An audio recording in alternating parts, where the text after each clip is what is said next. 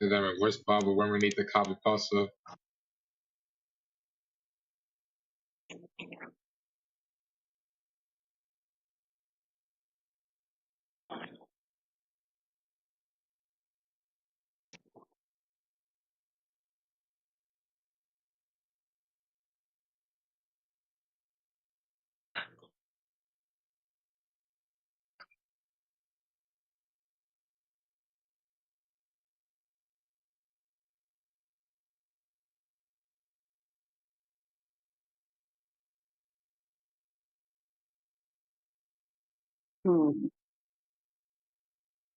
Yeah, yep.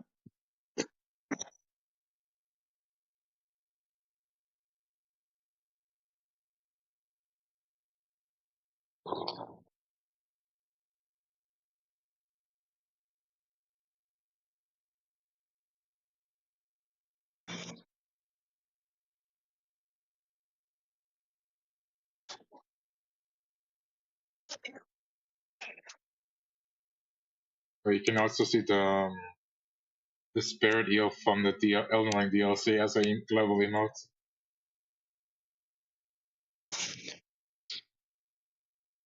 Spirit eel.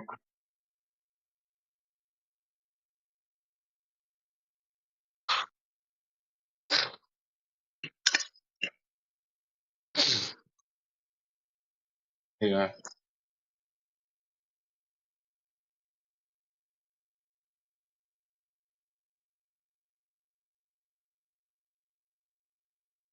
I mean, I don't know where that's from actually. I just assumed it was from Elden Ring.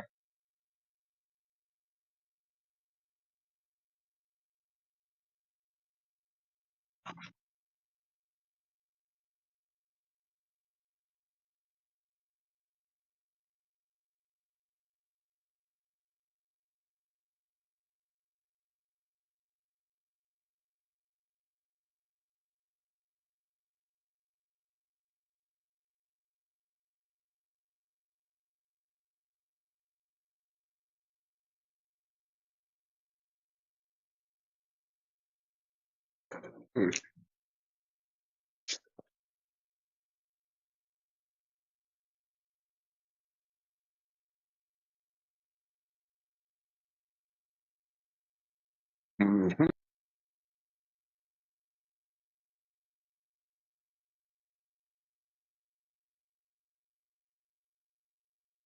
Hello. How's it going, guys? Boobs, indeed, always boobs.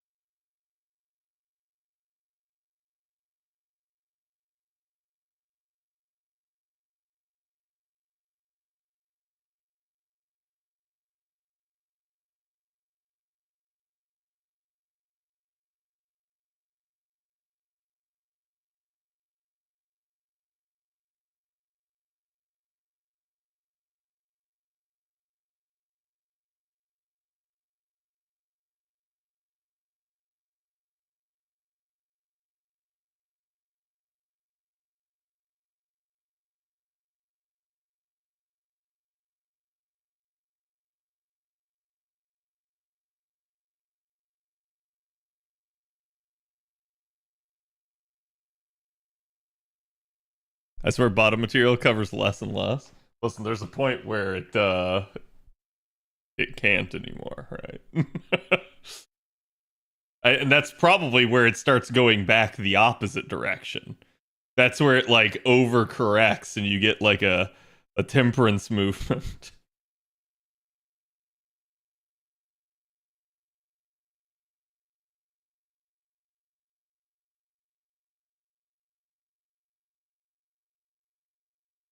Give me 1 second here, guys. I did get the tweet out already, though. Do me that favor. Go give it some love.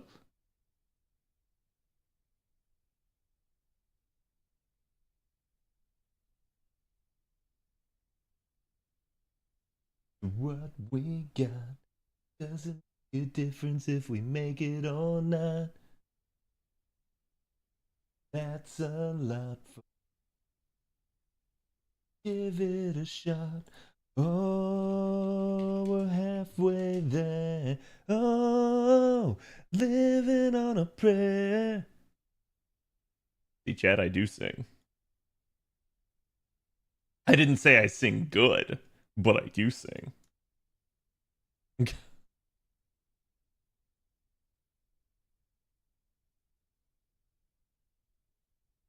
Did I pull for Proto Merlin or Arcuid? I have Godjuna, Castoria, Oberon right now. Oh, that's totally up to you. I would say, in all seriousness, Proto Merlin might be good just based off the supports you have listed. If you don't have someone like OG Merlin, she's really solid. Because you're going to probably at some point want a sustained support.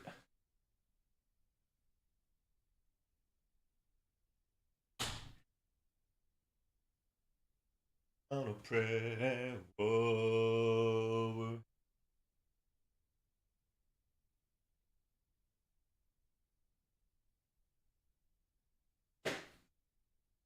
Whoa.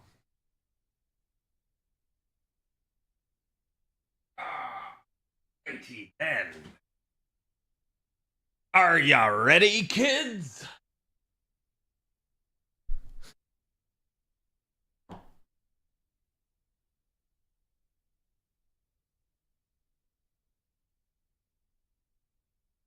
I can't hear you.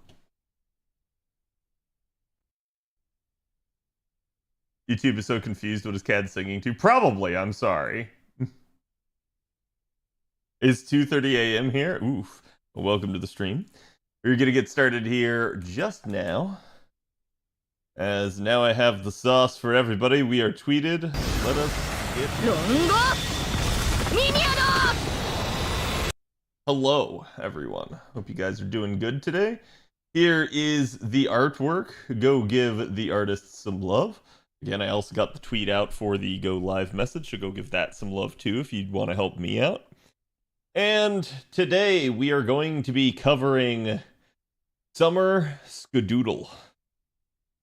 So we are definitely going to be getting into that here in a minute. We did have the announcement of the live stream next week, next Wednesday night. I will be live covering for that. And again, it's pretty much exactly as we anticipated. So everything is quite swimmingly going according to plan. We will see whether or not that continues to be the case, but at least as of right now, everything appears to be kind of, in hand. You rolled NP5 of Ask and Zertoria initially, right? No, I rolled MP5 of Zertoria. I did not roll MP5 of Ask. I only rolled NP2 of her. In fact, if I had rolled NP5 of her, probably would have made one of the 90++ nodes a little bit easier.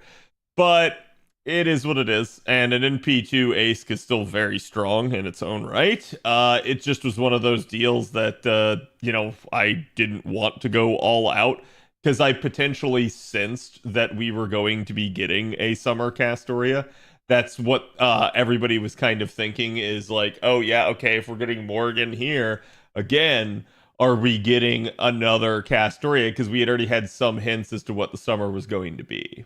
And Castoria, if I remember correctly, was the Famitsu hint, so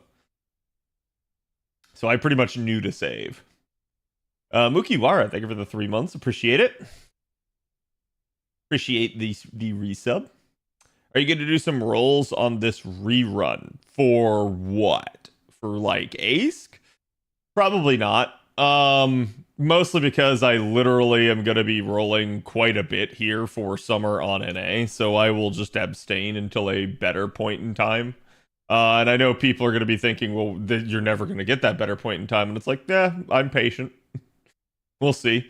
So, and this is, I think, like, everybody makes a big deal out of the fact that we don't have clairvoyance on JP, and that's absolutely true, but there's still smarter ways to play. You can still be patient and, take a long form approach, and you'll be solid with that. it usually does work to your benefit to not just instantaneously go all in on every banner that shows up. Hello, Weiss. How's it going? What MCs do you recommend getting from the Rare Prism shop? The two that I recommend you get right away are Fragment of 2004 and Anniversary Blonde. Both of those are fantastic. Are people tackling Oku today because I'm just getting an influx of FP from my Yang? I have no idea. Perhaps. The Prodigy, thank you for the 5 months. Appreciate it. That also started a scam train.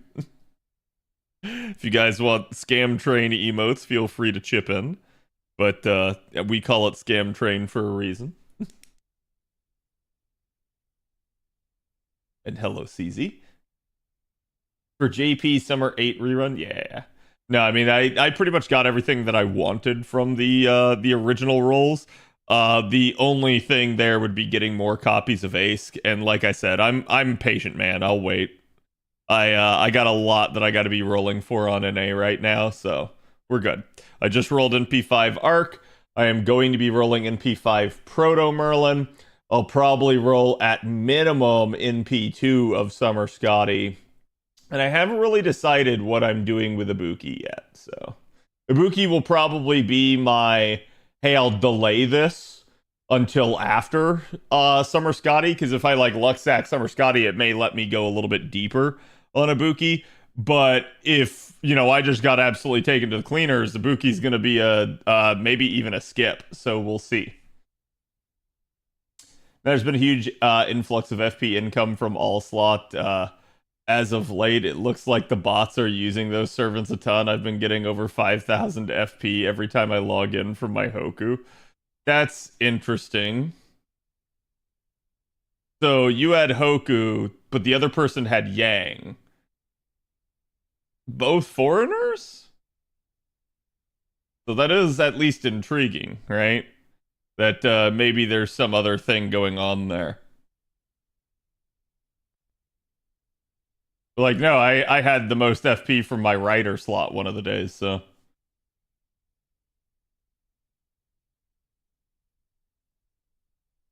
And she's all in, yeah. I believe the bots target all classes. I mean, I wouldn't be surprised if they do. Just, it is what it is, right? Also all slot. So Yugi was your Yang in the all slot, or was it in the extra slot on your support? Katana, thank you for the 7 months. Appreciate it. Again, I hope you guys are doing good today. Thank you guys for all the subs here at the beginning of stream. Ooh. Neo Knight. Thank you for the 5 gift subs. I appreciate it. Jack, can we get some love for Neo? And guys, if you have not already, or you did get a sub, sorry, make sure you thank him. But I appreciate it. You didn't have to do that. My plan is to roll daily Saint Court summons until the Skadi banner comes up, and then roll Skadi and Avalon. Yeah, so again, keep in mind that with these summer banners, you can strategically roll. That is to say, they are all available throughout the entirety of the event. There is a delay until they come out, so like you're going to get the first female banner and the male banner day 1.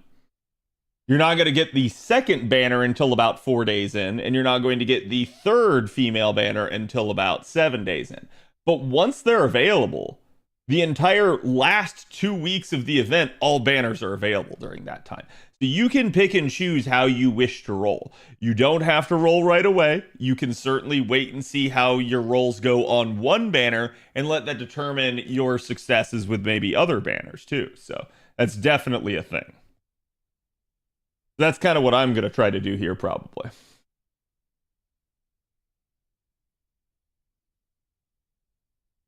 Currently trying to get through that fight in LB7 for the summer event. Not going to lie, it's really rough on my 1-year-old account. Yeah, there's definitely some fights that are not easy. And I'm going to say this, okay? Because, like, don't take this as me throwing, like, Avalon under the bus, right? But Avalon managed to get through it with a very fresh, relatively new account. That being said, not everyone can. So I'm going to throw Avalon a little bit under the bus there with that statement, but now I'm going to yank him out from under that bus and put him up on a pedestal. And that pedestal is that, yeah, Avalon's a very smart dude who knows a lot about the game. Avalon's going to have a much higher advantage than most other people will, right? So, like, just having general game knowledge and knowing who to use and what to do is a huge benefit to your average player that maybe doesn't have the entirety of, like, the servant roster memorized and know who to work on and that sort of stuff. So, yeah, like, don't feel bad if you're struggling with the LB7 fights. I've said it before, I'll say it again. I firmly do believe that probably within, the next 6 months even, you'll probably see them relax the actual requirements on LB7. What do I mean by that? I don't think they're going to make LB7 easier per se. I don't think they're not going to make it not required. I just think they're probably going to get rid of the restriction on blue cubes in some of the fights. And we actually do kind of see that because apparently the last update, I think it was, or the last 2 updates have changed the way blue cubes work in terms of what they apply to. At least that's what Trubs was telling me. So in that regard, it does seem like they are kind of trying to make blue cubes apply to more stuff so that people don't really have the excuse of not being able to get through it. So that does mean that maybe in the future, story will continue to be hard and they might lock you out of being able to complete stuff with blue cubes. But then they might relax it over time as they need to get more people through it. And I don't blame them for that. So I wouldn't be surprised to see that sort of thing happen into the future. But for right now, yeah, you're kind of stuck. You're not going to necessarily be able to use that as an out to get you through everything. And the devs are wanting you to get through. So it's going to be a kind of do or die type of moment here. But yeah, I'm going to say again, it's certainly a thing. People can get stuck in LB7. Don't be surprised. You're not alone. I think a lot of the knowledgeable people in the game make it sound like it's much ado about nothing. Chat, I'm going to say this to you one more time. Y'all need to be prepared for LB7. And I'm saying this to you as somebody that, again, could probably just get through it with relative ease. So why am I saying it? Because I think about things from the more casual standpoint. I think about how difficult things are from this sort of base median amount, not based off what my account experienced. Because my account is not your typical account. Again, you guys saw it the other day, what my login streak is like and the sheer amount of like work that's been done on it. So I can't rightfully judge the difficulty of content based off my account. And I do think that's usually the trap that most players get caught in when they start talking about the difficulty of content. They straight up go like, "Oh, it was easy." Like, what do you mean, Cat? LB5 wasn't hard.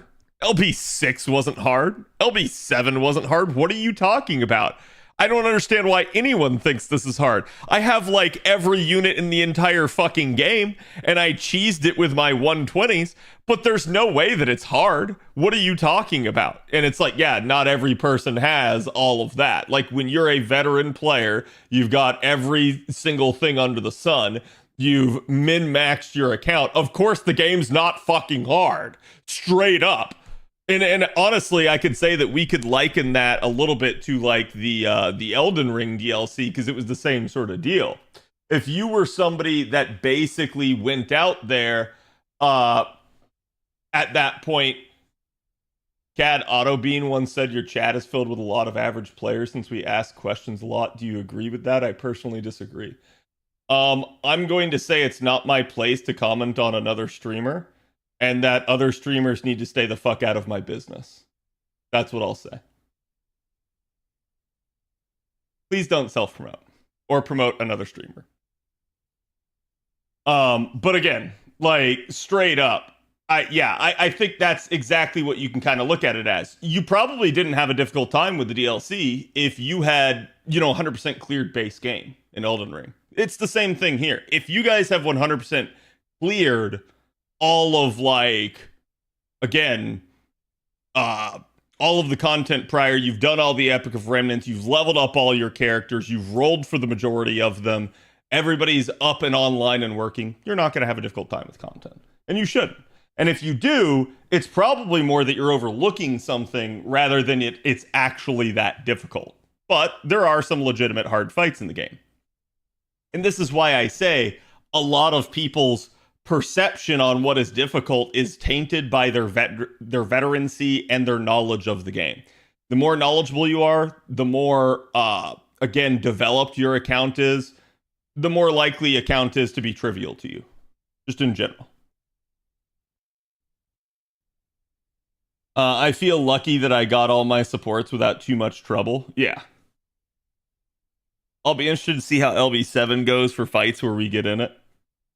Yeah, I think you'll equal parts see people in the same degree as you saw with like LB5 and LB6. You're going to see people that are going to go, oh god, that was easy. And then you're going to see people that are like, what the fuck is that? How do I get through this? Right? Like, straight up. And that's why I come from this point of view on this chat.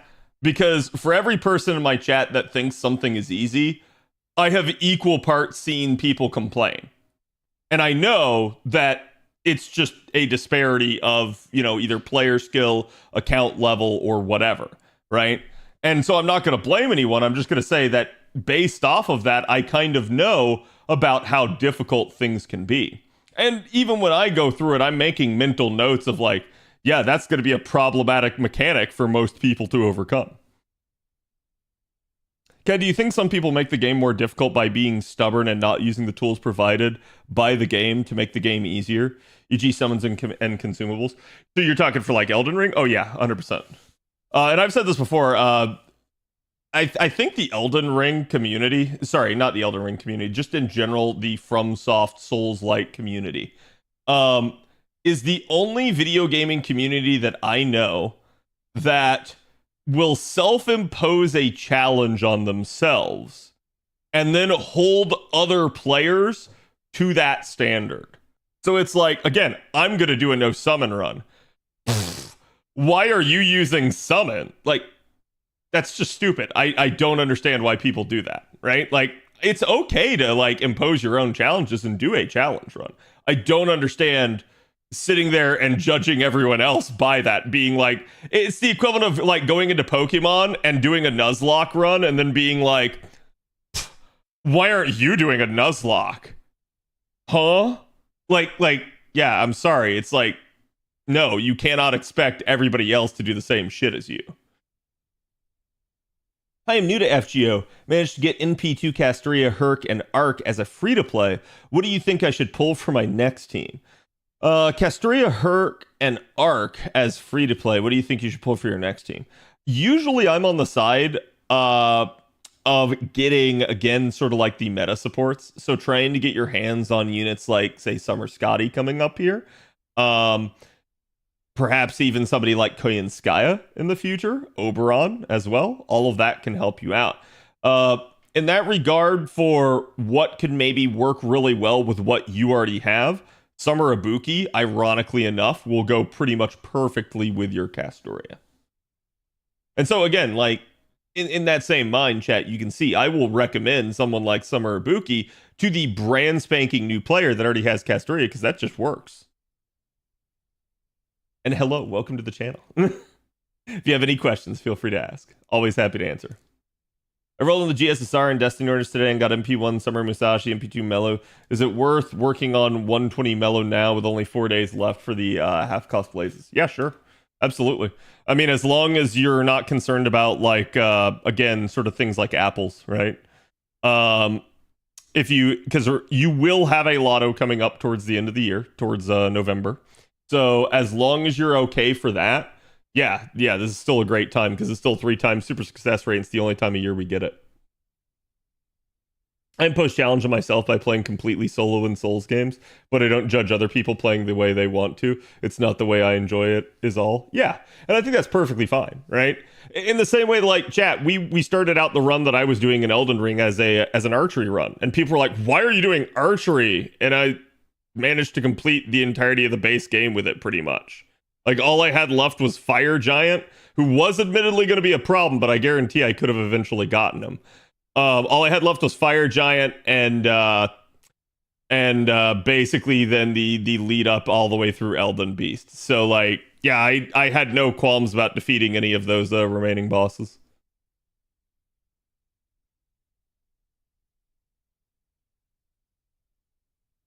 There's actually a really nice bow in the DLC. Yeah, there are a couple nice ones. And I was doing, again, more like Great Bow more than anything, which is, dear God, Great Bow has its own set of issues. But the DLC did make me pretty much back off the bow build because I am just not that skilled to be able to do the full run on bow build without knowing the bosses. They doubted Cad's Castoria run? Yeah, pretty much. I mean, to be fair, like I did give up on it, but I gave up on it when I decided I had had enough of it, right? It was a self-imposed challenge. That doesn't mean I'm going to go up to every other player and be like, but why haven't you done a bow run? Like, that's just stupid, right? Like, I don't expect people to do that.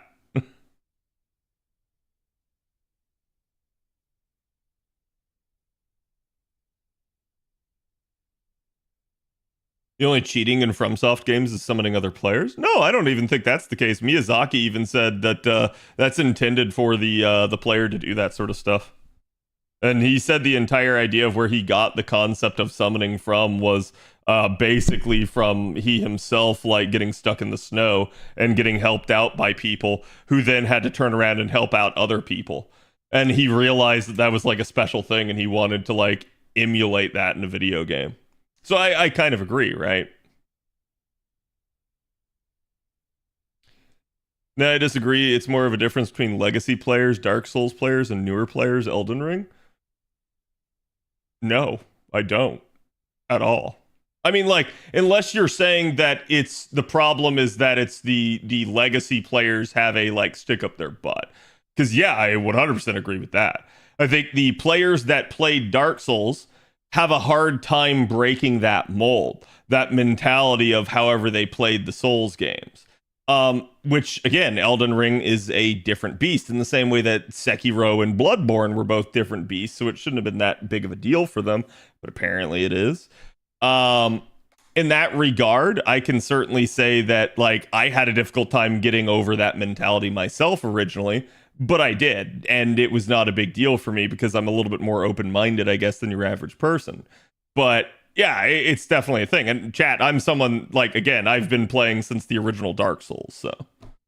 And dear God, screw Ornstein and Smoke. That's all I can say on that, so. Does MP5 Arc realistically benefit from Grails? Yeah. Yeah.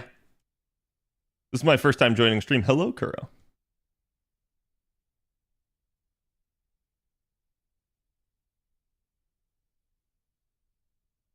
Legacy players still genuinely value the difficulty, and we feel you kind of cheat yourself out of the experience if you can't beat any game without summoning, that's all.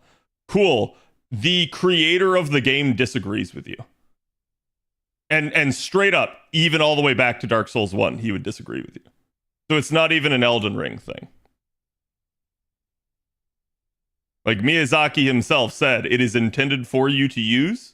So again, it's the Souls community self-imposes challenges and does not use the tools that are available to them. And I know that like that sucks to hear, but it is the truth. Like straight up. That is what Miyazaki's own statements on the games are. Finally got my first copy of Summer Suzuki. It only took getting Summer Castoria to NP5. Nice. At least you got NP5, right? I haven't finished Dark Souls 1, but I can tell the older Dark Souls strength builds, Big Bonk with shield, to just block everything seemed very good build. Oh yeah, 100%. Like, the way I basically got through the majority of Dark Souls 1 was with a 100% block shield and a, I think I alternated between a lightning spear and, was it the flame sword? And yeah, oh dear God, that gets you through the majority of the game. Straight up. Like, you do not have to worry too much about things. If they put it in the game, I see no problem using it, honestly. Yeah, I don't feel like it's cheating to use an in-game mechanic. I'm sorry. And that's going to be a difficult one for some people to swallow, but I think that's just honestly the truth. I do think it's different when we maybe talk about games that like, why did I use a Korean Sky in here? When we maybe talk about games that use something like a whatchamacallit, like a difficulty scaling. And so it's like then they have the like quote unquote game journalist mode. Yeah, I'm sorry, if you set it to that, I mean, we can't really say you're cheating, but we can also say that like you just didn't play the game straight up.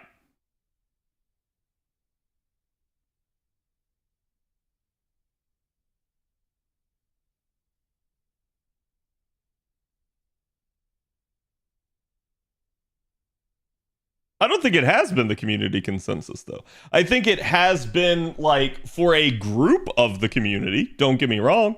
I think a good chunk of the player base does agree with you and feels that way. But I also think it is somewhat of a toxic mentality. And it is a thing. And again, like I said, someone that's been around since the first one. So it's not like I haven't been around to see the development of these attitudes over time as well. But it is a thing.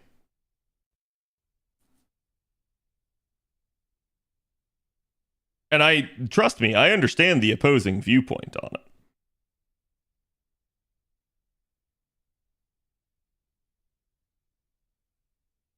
I just wish the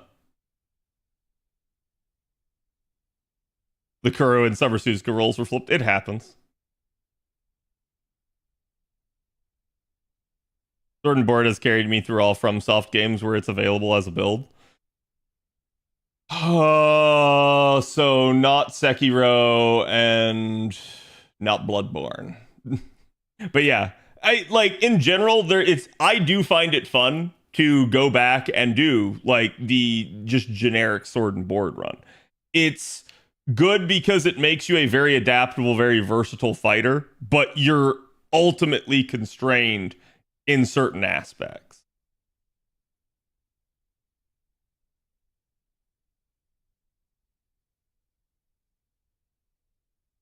Okay, let's do that. Overcoming difficulty in summons do potato the AI for a lot of fights.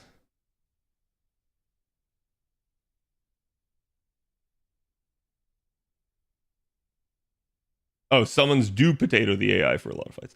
You're not wrong, but also like, so this is a really interesting thing. I would argue, ironically enough, that the summons are probably the worst in Elden Ring out of all the games. Only in Elden Ring have I noticed that, like, within the boss room, that the summon will leash back to you and refuse to attack the target. If you get too far away, so if you are a caster or you are a archer or something like that,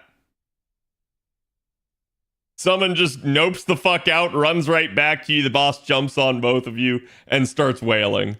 And I'm like, damn, that's just fucking wild. And it's like there was always some jank with the prior summon systems in the prior games, but it's like I don't understand what the hell they did for Elden Ring. Like I get the summon leashing if you're not in a boss room. I get that sort of stuff. I don't understand why when you're in the boss room the summon like can't just go at it and do its stuff. I understand it's not supposed to be like Mr. Ultra aggressive, but like what the fuck? That's a thing? Yeah, it's a thing. What do you think JP is going to do for the 2-week period between this event and anniversary? I don't know. I have had some people that have asked me, like, do you think we'll get a lotto? I don't think we will. I think they'll just do pre-campaigns. So, you might get another Evocation Festival. You might get a download campaign. We'll see. But I think you're just going to get campaigns.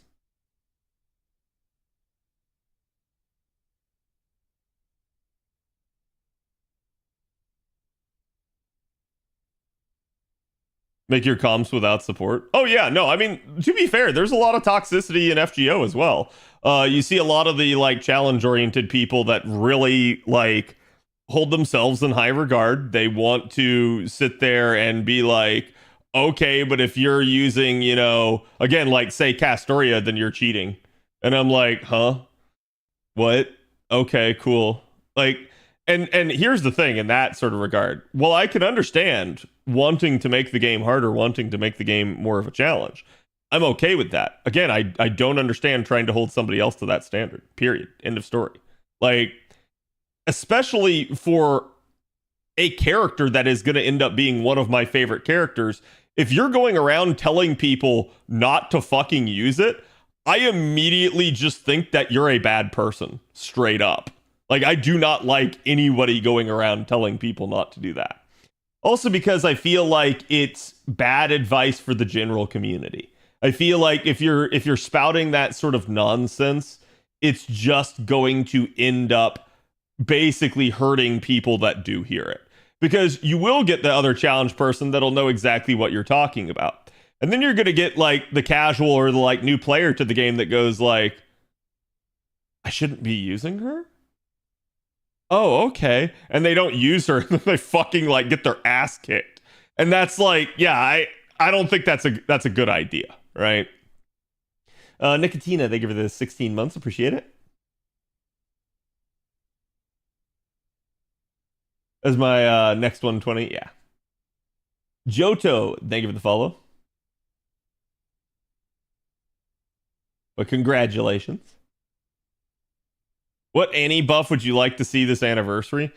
Oh, there's a lot. I wish I had time to make a video like that, because dear God, there's a ton of units I would buff at this point. I didn't. Oh, my computer went to sleep. I thought I touched my my capture card for a second there.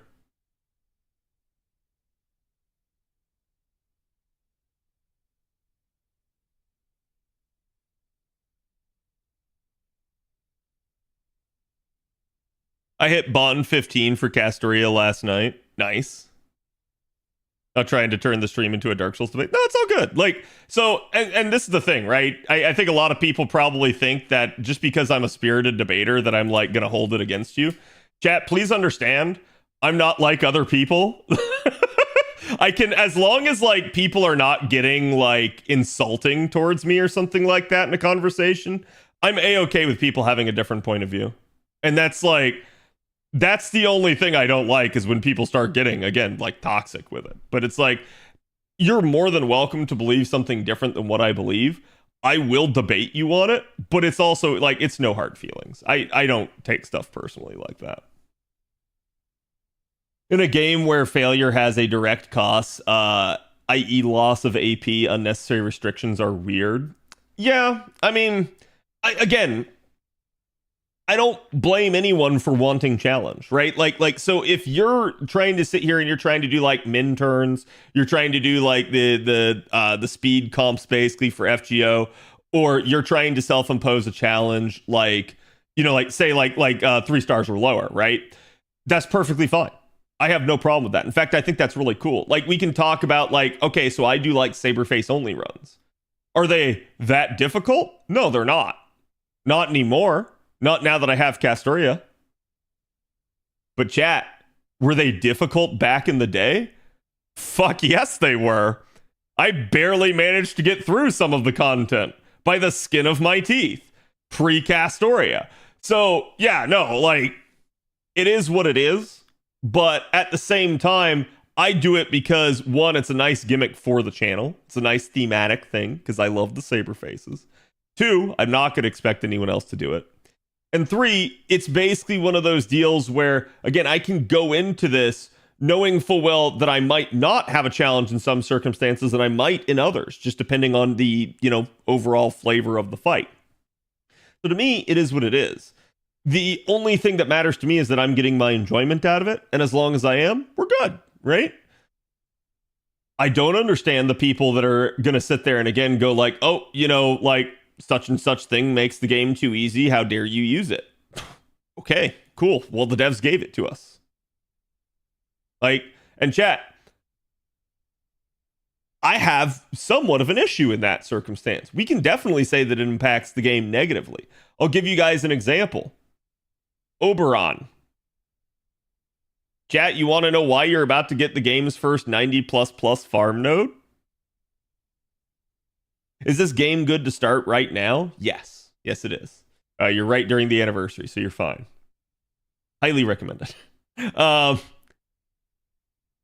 problem with Oberon is basically that he's the reason that you have 90++. When Oberon comes into the game, NP1 of every unit basically clears all current 90+ content. Like, you can make like anything work. And I say NP1, I'm talking like 5 stars and 4 stars, okay?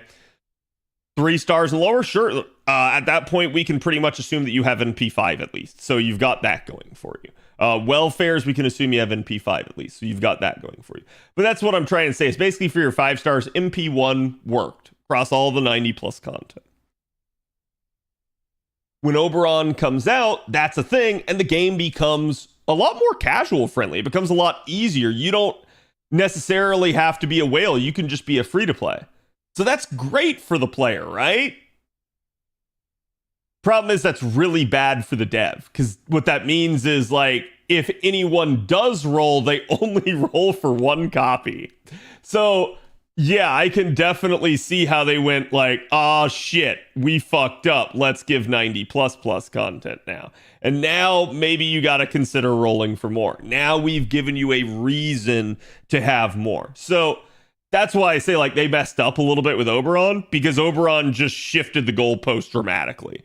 Oberon just absolutely just launched a new wave of, like, power creep into the game. So it is a problem because, yeah, exactly like that. It's almost like they're balancing the game around you having Oberon. So then what do you do when you don't? Fuck, right? Like, and for that point in time, like, chat, Oberon basically was not available for 18 months on JP. He comes out with 6.3 basically like during the anniversary. And then you go 18 months without it, and he doesn't come out until right before LB7 again for the second time. So in that time period, you go through basically a bunch of content, including the release of 90++ nodes without having him. So if you couldn't get one off the support and make a comp out of that, and you didn't have him, what did you do? Well, in a large degree, we at least were somewhat carried by the fact that a lot of the 90++ nodes do have a damage CE in them. We were also carried by the fact that some of the welfares were very good for some of the nodes, but this was not always the case. And in particular, there was a very, very, very, very bad node, essentially during the lotto, that made everyone mauled at the time. So yeah, it was really funny to then watch as when Oberon's banner got announced, everyone went like, oh my god, he's back. Oh god, what do I do? It's been 18 months. Fuck, I gotta roll him. Like, everyone started flipping their lid if they didn't have him. And then, like, it was funny because he was the last banner. He ended up not coming out until pretty late in December. And basically everybody started like, you know, literally becoming like people like on withdrawal where they're like, where is he? Where is he? Oh my god, I gotta get him. Like, so it's really funny to like watch as people are like, where's the banner? Why is it not here yet? Why don't we have him? And like, that is what it is. Now you can add only Saberface Cs. I can to a degree. It would be difficult to some other degrees. I've had people recommend that I do something like that, and I've thought about it, but I haven't pulled the trigger on it. I need to probably like sit down and actually figure out if that is something that can be done, because there's definitely difficult content still to come. Why not 120 Castoria? She'll be a first pick support option from many. I mean, that's what I'm doing. But that's not why I'm doing it. I'm doing it because I like Castoria, right? Would Bond CE count? For what? Like Saberface only? In theory, right?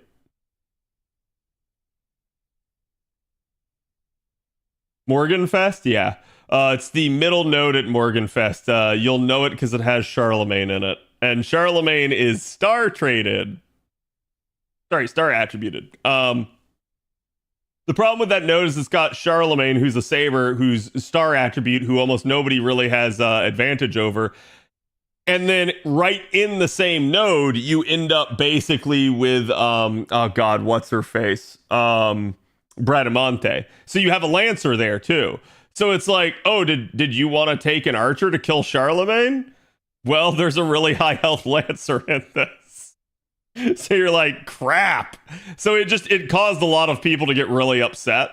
And it was not an unbeatable node, but it was definitely a thing where people were like, crap, I need to roll I need to roll Oberon so I can actually dish the damage to handle stuff like this.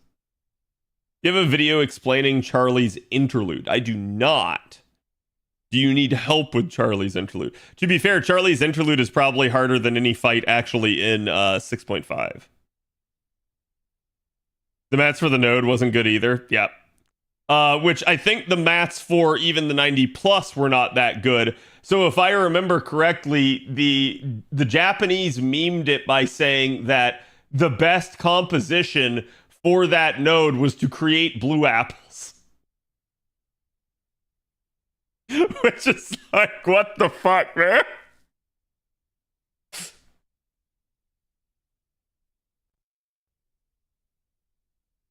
It's the same as the Oberon interlude. Oh yeah, in terms of like how it unlocks. Yeah, you have to have beaten 6.5 in order to get it. I can get close but no clear.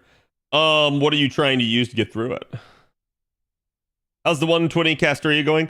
It's going. I'm not making as much progress as I had hoped, but I will at least have some time to sit here and do it. I've been very busy at work the past week here. And then when I'm not at work, I'm constantly like flying around like a chicken with my head cut off working on stuff for the debut. The people that got here to stream early today got to see me working on stuff behind the scenes.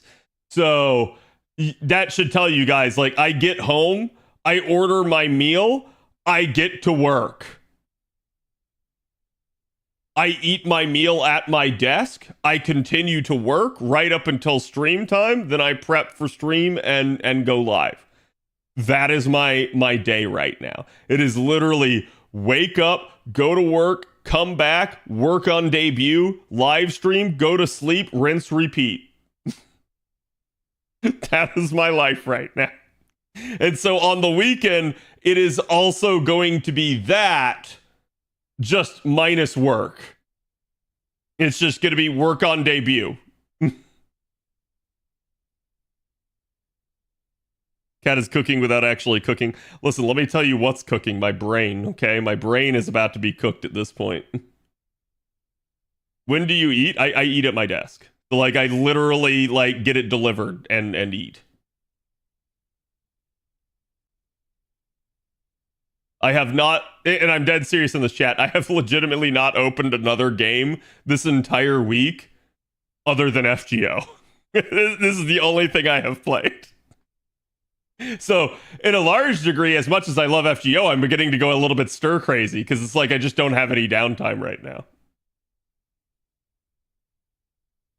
A couple more weeks until Cad discards his flesh tuber self. Yes, I must transcend humanity.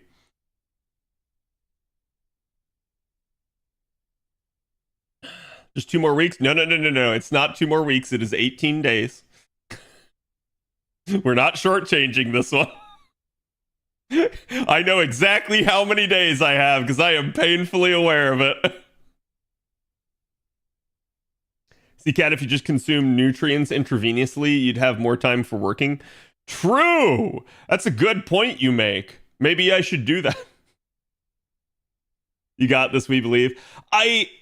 In equal parts, I'm a little bit worried that the debut will, have stuff go wrong with it. So I have like that anxiety level to it. I'm worried I'm not going to get things done in time for it. I am worried that the debut will not be as successful as I hoped. That it will not attract viewership, and that it will not, maybe even that people will not like, the new me in that regard. So all of that's like weighing on my mind, but also at the same time, I feel like behind that, experience has taught me that like I'll be fine. So it's like there's like the front part of my brain is just like up in here being like, oh my god, oh my god, oh my god, oh my god, oh my god, and it's like it's just freaking out. And the back part of my brain's like, chill out, dude. It just is what it is. Want to take a couple days break from FGO? I know you want a 120 Castoria, but it's not something essential. Yes, it is. Do you not know who I am? Yeah, what do you mean it's not essential? It's absolutely essential. No, in all fairness, chat, I cannot finish my 120 Castoria yet. I need 2 more Grails in order to be able to do so. So I can only go to 116. So this is really a grind to 116. But then I'm going to fill up my account with Embers after that. And at that point, then I'll be done with the anniversary. Then I'll have done everything. Have you seen or investigated in internet about Soylent? No, I'm good with... I don't need Soylent Green. People from the Matrix universe eat? Yeah. Also people from Futurama. Vtuber, yes. Hello, Spartan. They don't have damage or disadvantage against them, so that's an option. Oh, thank you, chat, for helping Aniko. I'm sorry, I totally missed what Aniko said. VTuber debuts with hiccups is a tradition at this point in the VTuber sphere. Yeah, I'm aware of that. Like I said, I think probably out of everything, while I know stuff can go wrong, while I know it probably won't be as big as I'm hoping it will be, I think probably the thing that I am most like anxious about and have like fears over is again that like I hope people like the new me. That's straight up. Like, I hope people like my design. That's all I can say, right? You're becoming a VTuber? I am.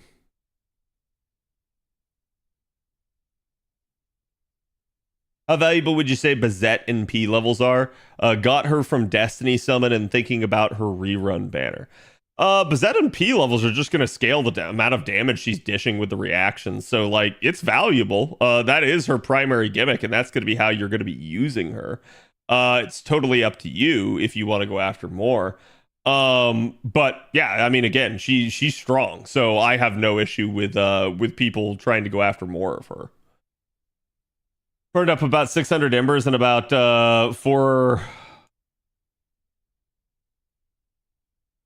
400 million. Yeah, okay, my brain was not computing that. QP. The milestone will be fun. I'm hoping so.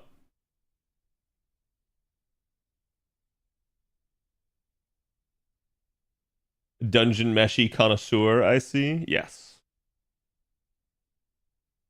But yeah, no, I'm working on all sorts of stuff. I think the problem that I have right now is I just bit off way more than I can chew in terms of like stuff getting ready.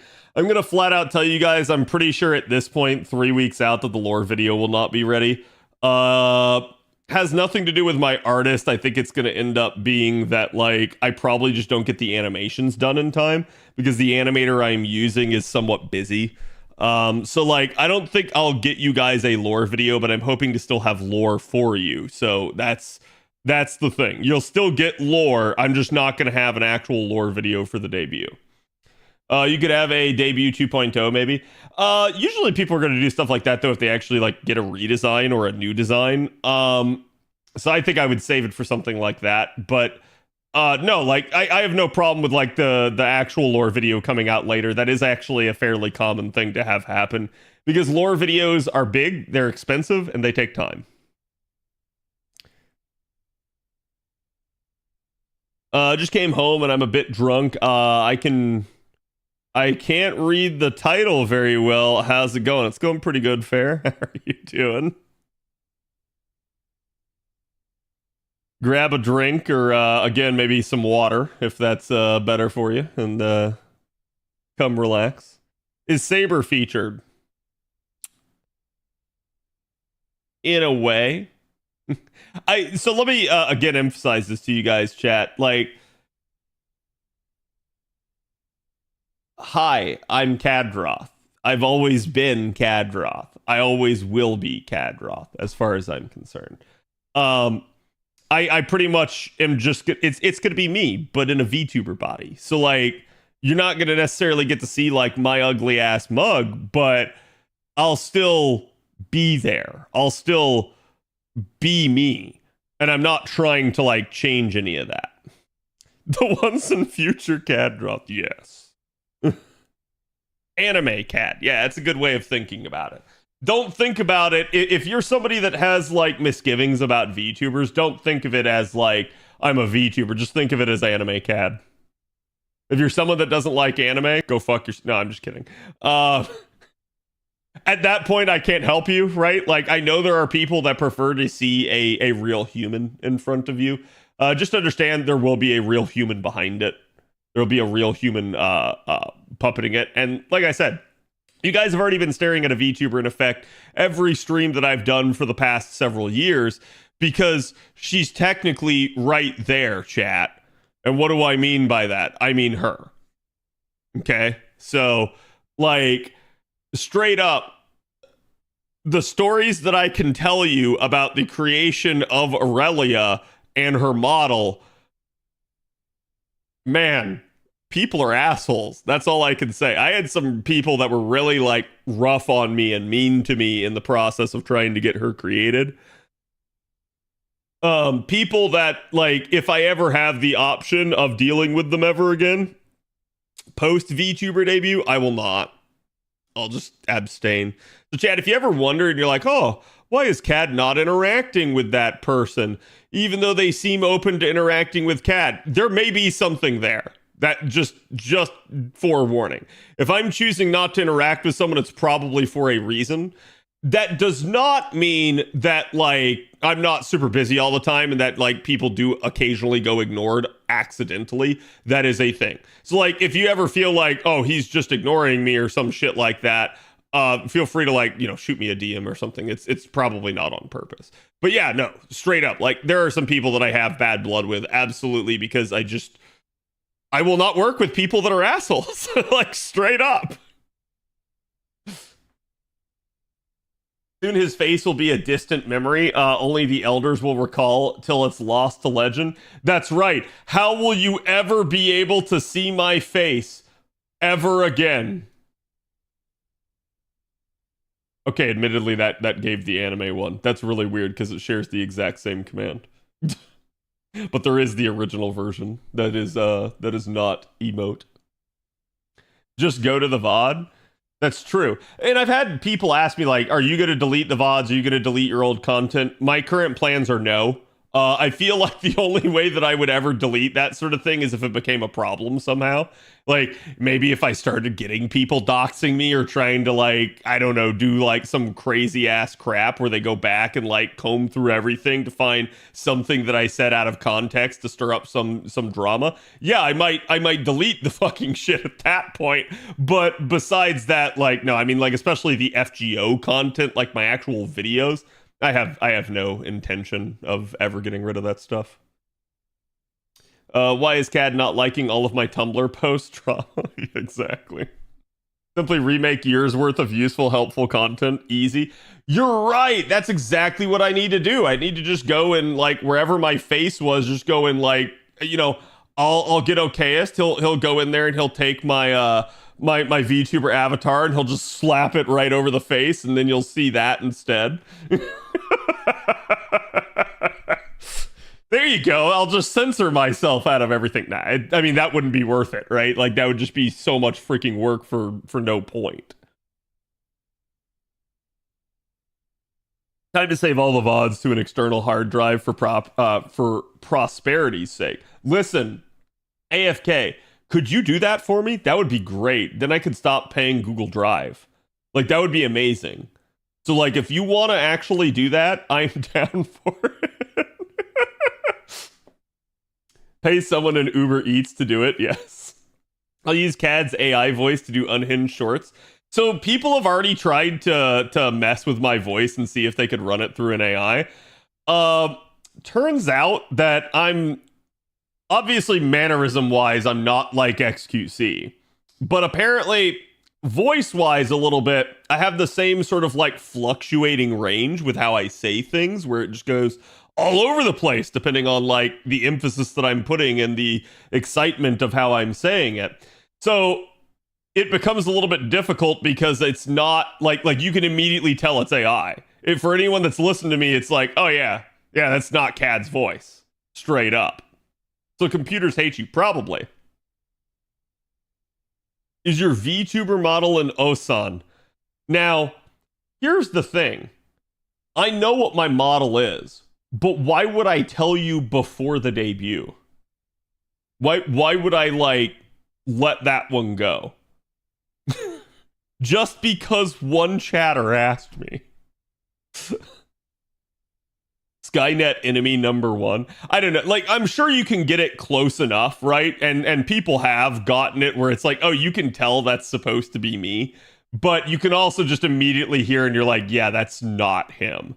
I think it's also because my voice does, when I get excited, I go high pitched, but when I'm just normal, I'm very, deep voiced in that regard. So, I think it's difficult for the AI to actually sit there and handle that level of fluctuation. Does your model have Buntoria ears? No, it doesn't. I don't know why it would. That would be terrifying, honestly. If you're a cop, you have to tell me you're a cop didn't work. Exactly.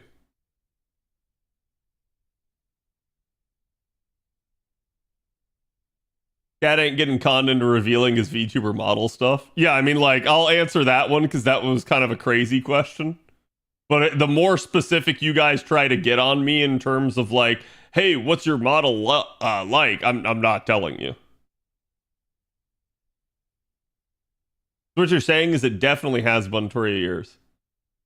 No, I'm saying why would you guys think I would want to put Buntoria ears on myself? If that was going to go on anyone, it would go over here. not on me, chat. It's one thing crossed off the list at least, Cad. One step closer to figuring it out, I guess. Yeah, you got me. Some people live in a magical world we can only hope to one day understand. That's me. How did you know that? I live in a magical world. It's called Florida. Buntoria ear channel point redeem confirmed. I mean, I guess if chat wanted that, I don't know why chat would want that. Bunny ears would be a subathon goal, I guess. I don't know, man. Is your model a person? I don't know. Is it? Perhaps. Perhaps not. I knew Florida wasn't a real place. I didn't say it wasn't real, I just said it was magical. Is your model Cthulhu? Well, wouldn't it be Cadthulu at that point? It seems I may have started something you did. Is your model fate related? Would you have to go through Nasu's approval? No, I can safely say that. No, it is not. Gator tail for bonus Florida points? Is your model real? No, it's not. My model is not real. I've been lying to you this entire time. Platypus model confirmed. I have an idea what it looks like, but I'm not going to say anything. Probably. Florida magical? I'd say more like cursed and twisted, but to each their own. Florida is a magic place where people are arrested for the dumbest things and alligators are PETA. Yeah, pretty much. Oh, pets. Okay. I was going to say, if you meant people eating tasty animals, then yes, alligators do straight up eat tasty animals. So,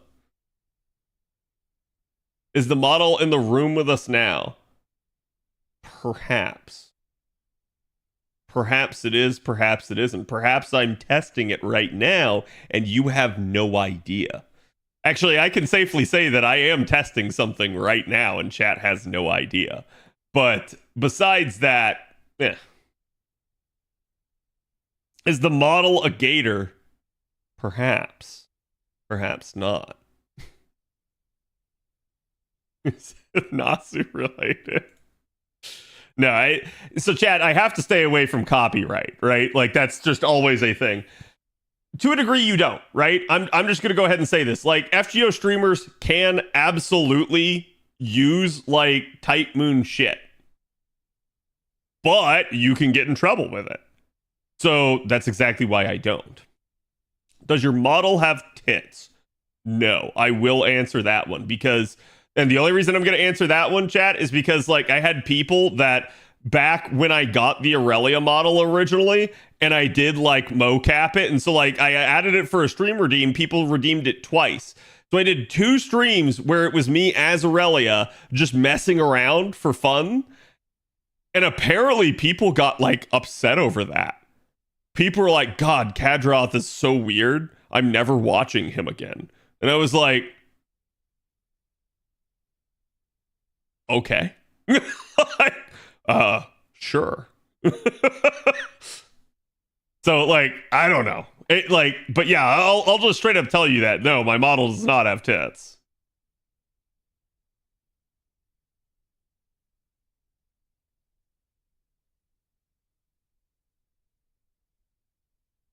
The most interesting information request laws that you can pretty much request almost anything. Yeah, we have freedom of information basically for our state government. So like, if you want to know why someone was arrested or what happened, the police have to give you the info and that sort of stuff. So that's why there's so many Florida man stories, because it like the media just makes it their job to go out and check. I remember when you did it as Doge Knight. Yeah, Doge Knight's fine.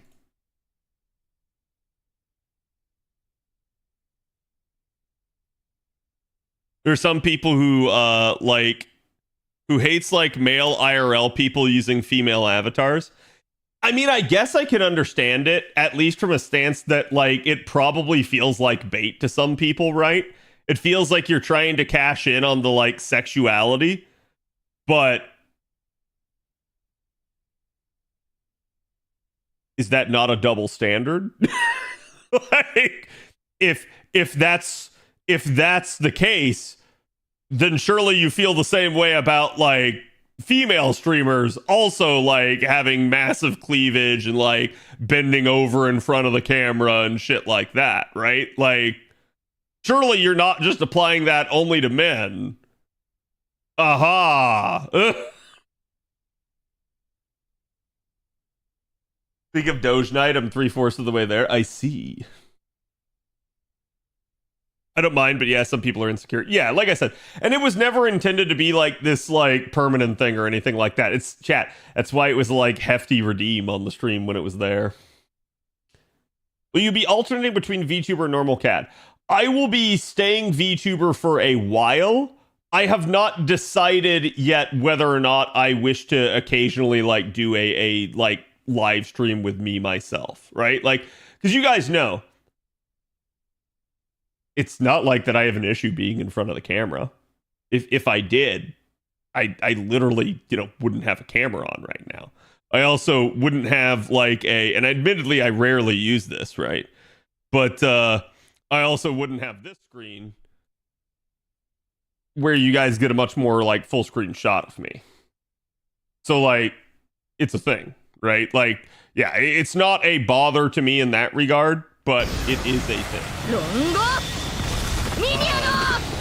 As for like, again, the future and what it holds, I'm just going to I'm going to try to be flexible. So it's one of those deals where it's like, I'm not going to say I'll never show my face again, because for all I know, I'm a debut and everyone's going to be like, I kind of hate Cad's model. And then I'm going to be like, well, fuck. Like, I wasted all that time and all that money for nothing. Sweet. Have you considered to think about if other VTubers start asking you for collabs and shit? I have considered that. I have no idea. I will say I think I'm relatively safe from that, if only because, one, I don't know that many VTubers, though I am trying to get to know some. And two, oh, someone redeemed dance. Hold on, chat. Whoop. And two, oh, you got the gold one. Two is just the case that, like, I hate to say it, but I do feel like a lot of other content creators try to steer clear of FGO, which is really sad because out of all the gacha games, it seems like the MiHoYo ones have gotten like mainstream appeal, and other like content creators will pay attention to Genshin streamers and Honkai streamers and probably ZZZ at this point, right? But doesn't seem to be the case with like any of the other gacha games. People just do not, maybe Wuwa now too, but like people do not want to collab with a gacha streamer. And I feel like the exceptions to the rules are purely when the gacha streamer has achieved such a level of success that they are big enough to rival even the non-gacha streamer. And I feel like that is finally where people actually do want to collab. CatX Cherno is possible. I've watched Cherno for quite a while. I haven't watched him recently. I don't know what he's been up to, but like I have watched Cherno from time to time. So, in fact, I know I've seen one of my viewers in Cherno's stream, at least one, on the regular. To be fair, Cherno's probably someone that would. Other than again, like we don't know each other personally. FGO communities seem the least toxic.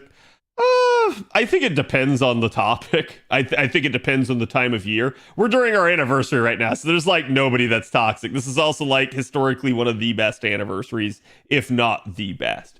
So it is a thing. But yeah, like, I don't know, right?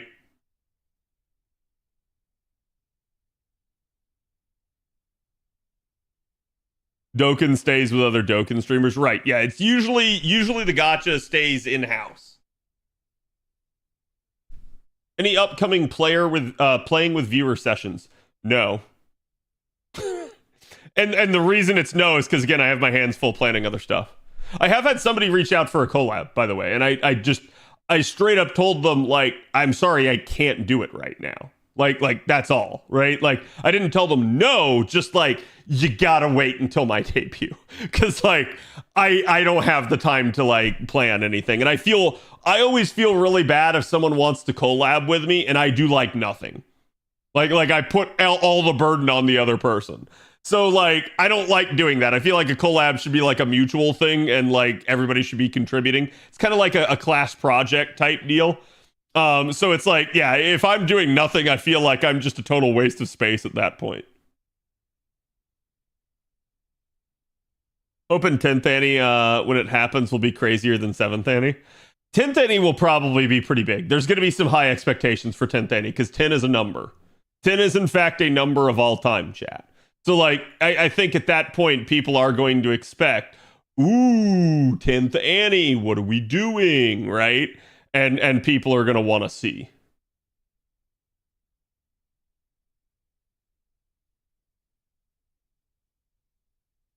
Do your parents know about transitioning into a VTuber? I don't think my father knows. My mother does.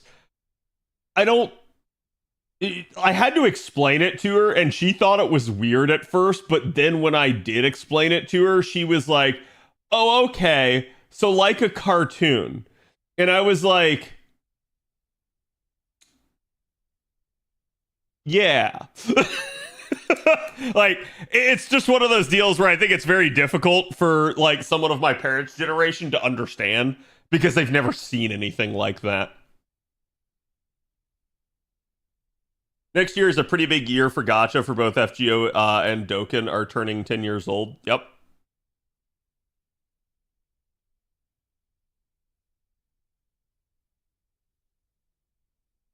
Oh, so you're gonna become a serial mascot, pretty much, yeah.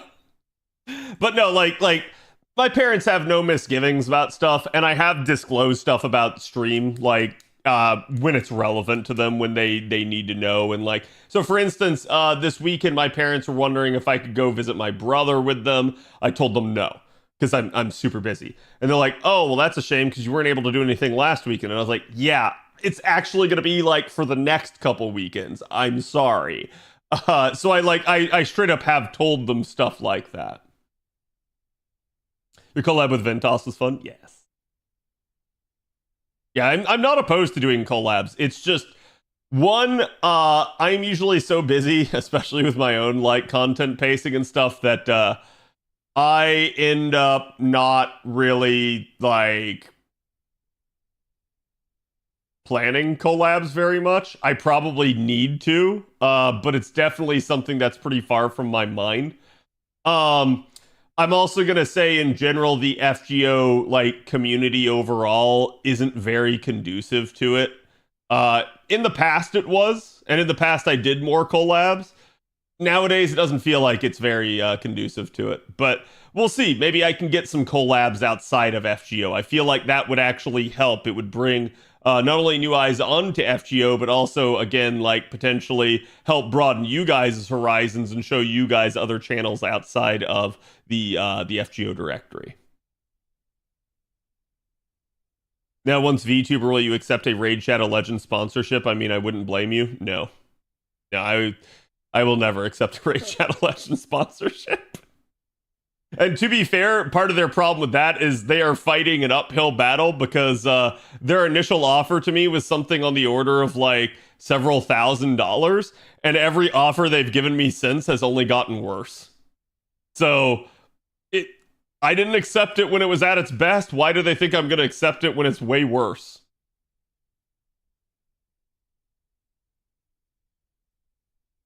CAD will do like FGO and only collab with CAD. I mean, yeah, it's a problem for future CAD, 100%.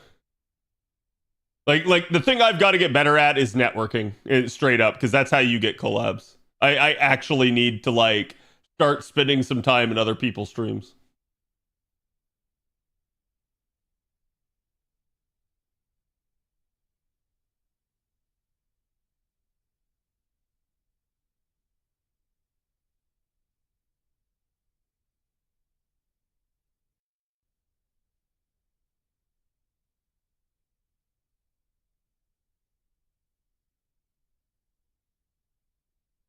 My parents still think cartoons are just for kids. Yeah, 100%. I mean, to be fair, that's how you kind of get them to accept it, right? Hello, Oscar.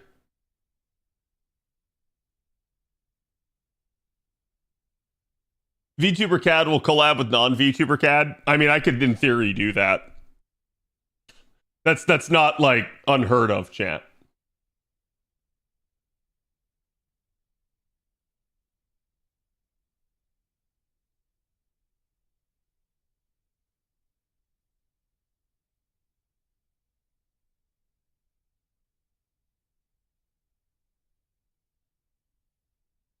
We need a PC game, models wasted in arcade. I agree. Did you get invited to a podcast? No. I don't know why you're asking me that, but no, as far as I know, I've not been invited to anything. I have been on several podcasts before, though. But you're one of the most well-known names amongst FGO content creators. See, you say that. I still feel like a little bit that there are people that are far more popular than me, and that maybe I have a little bit of a chip on my shoulder about stuff like that. Not in the sense that like I begrudge other people's popularity, but more that like it's kind of wild to me that like several people will just like refuse to interact with me. They will refuse to give me any credit. They will refuse to like basically like again actually like help a brother out.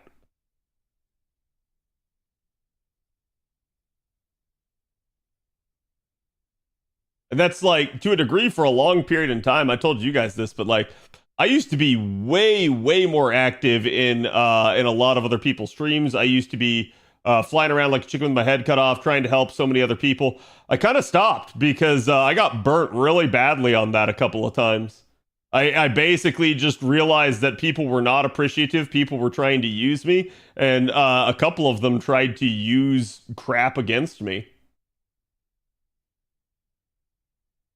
So I kind of just stopped. I just said, fuck it. I'm going to just self-isolate, quarantine myself, exist over here, continue to do what I do, because I know that I'm capable of producing content, unlike, you know, maybe some other people that maybe just want to do stuff like drag each other down. And that's why, like I said, like, it's why you don't really hear me mention specific streamers. It's straight up a deal of like, I can talk philosophically about like the directory as a whole and stuff like that, but Yeah, usually I'm not someone that's going to mention anyone else by name for obvious reasons. I don't like the drama. I don't want any of that shit.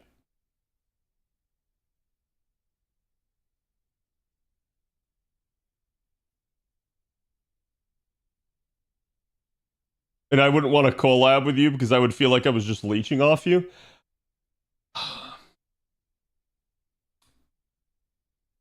I don't mind collabs with smaller content creators. That's not an issue to me. I mostly mind that like I get along with the person. I think that is like beyond anything, the very first thing to like me being able to collab with someone is, do I get along with you? Like do we gel? If we do not gel, I don't want to collab with you because it's just not going to go well. Like some people are just like oil and water.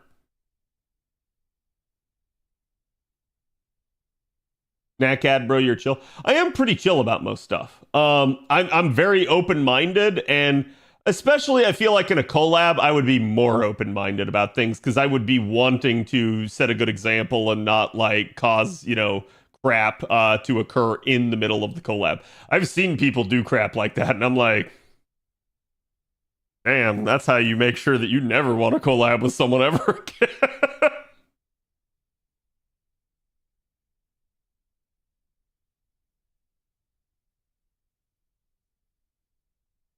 Sorry, Chad. I'm just looking over. We're going to be doing Summer Skadi here in a second.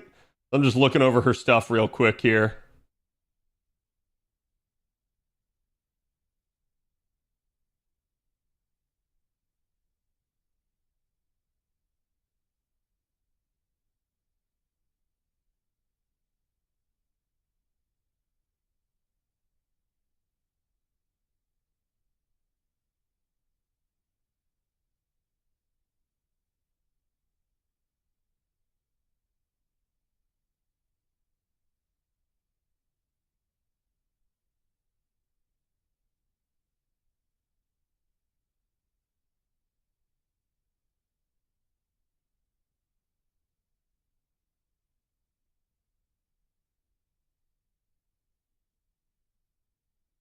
I'm a 31-year-old working man who plays FGO to relax after a stressful day at work, and you're my go-to creator for relax watching content. Good. I hope that my streams are relaxing. I know like there are things that can get me going and can get me ranting a little bit, but I for the most part try to like keep things pretty chill.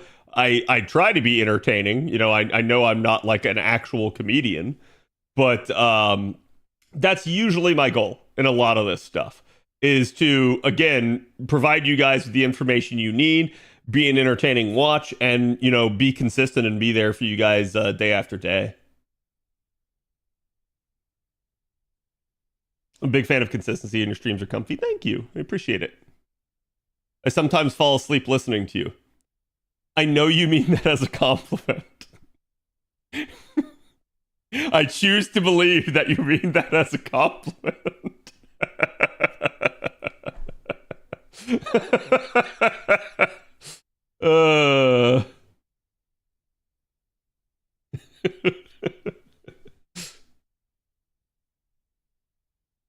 You hit all your targets. Thank you. I appreciate it.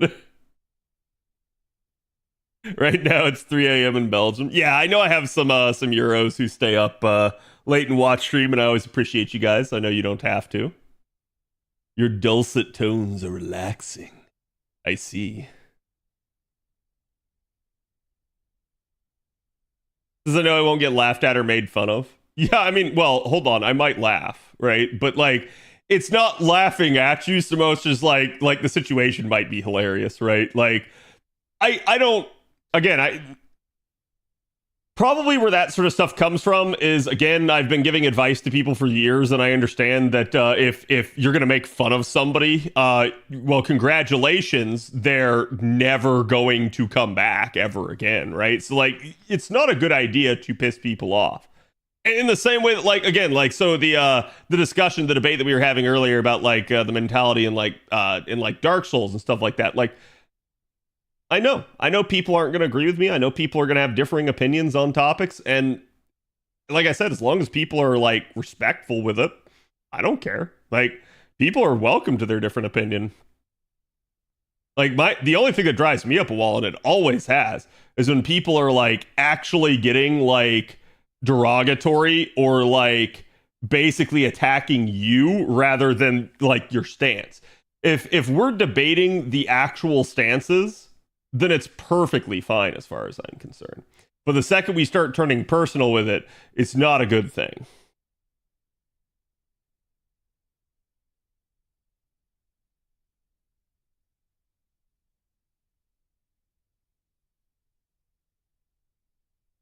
Okay.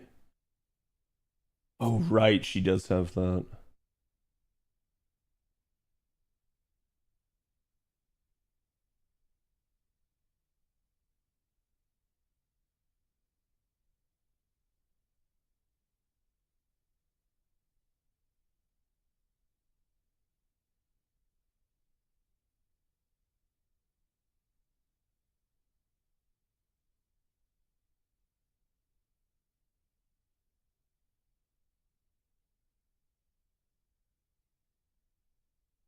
Okay.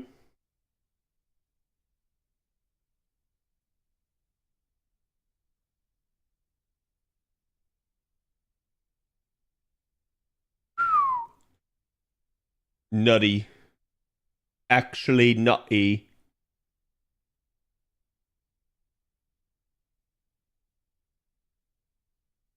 I had not realized that by this point in time. That's fucking nuts. Wondering if I'm going all in on a Buki, if I would have pity for Oberon later in November, December. Probably not, but maybe. The reason I say probably not is because most of the major courts giving campaigns like kind of have happened here. You will still be getting stuff like Road to Seven and everything like that, but yeah, like I mean the anniversary itself was the big influx.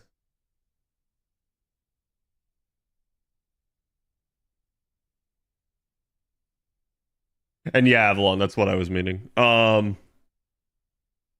Okay, so hold on here.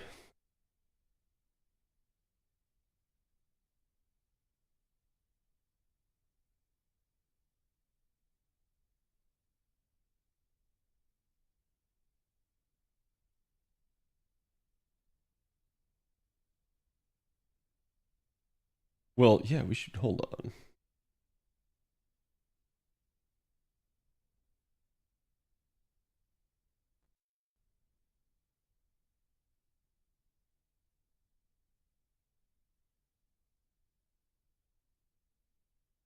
Okay. Wow, that's still wow.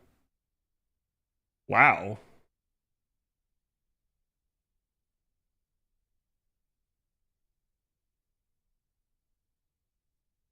That's foolproof.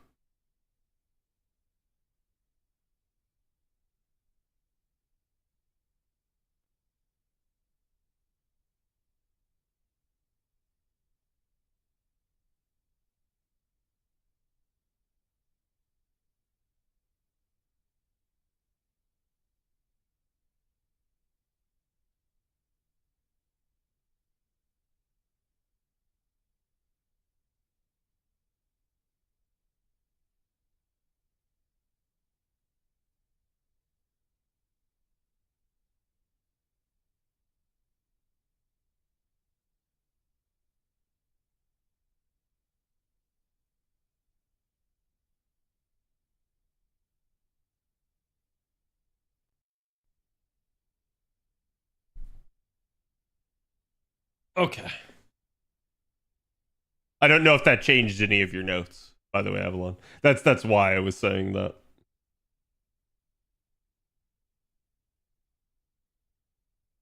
Okay. I think we're getting ready to start here.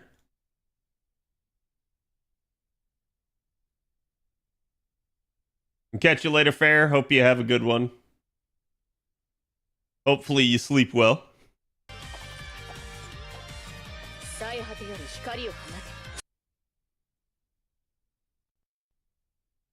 Of course we don't have the upcoming NA announcement, so let's go to JP. CAD mousepad? Oh, you mean because I was drawing on screen? Yeah, so how this works, chat, because I always have people go like, well, wait, you're playing on mobile, right? So how are you able to like write on the screen? It's because we are mirroring my other computer. So and this is a really cool thing to show you, right? Welcome to my other computer. So this is like what you guys are normally seeing is like right here.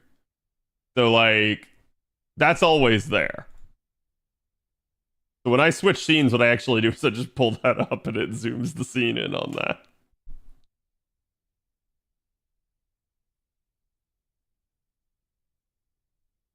Could do a CAD desk mat or mouse pad. I want to do more with merch. I have not found a very good like merch dealer yet. And two, while I have ideas for merch, I am either A, not the artist who can implement them, or B, maybe good enough with graphical design to like handle the actual design of merch, right? But yeah, I'm not opposed to it. I would love to do more, and I do have some good ideas.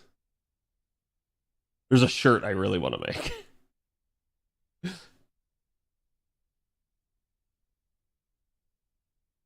Doge Knight plushie coming to a store near you. So I've actually looked into that before. I don't like how everyone does plushies because the majority of people that do it use a service called Makeship. And Makeship seems cool. Makeship sucks ass. How do I know this? If you're not a big content creator, Makeship is terrible. Basically, the entire point to Makeship is that your plushies are temporary. They are only available essentially in the like for a limited time period. And you have to actually create a campaign of pre-orders that fund it. Bigger content creators can do this. Smaller content creators, no fucking way. You're never going to get that to actually work. Like, nobody will buy it. So, at that point, it becomes very, very difficult for you to actually be able to do anything.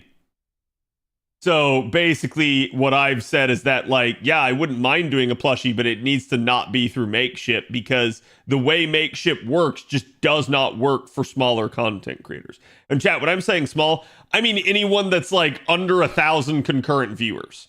It's not going to work well for you.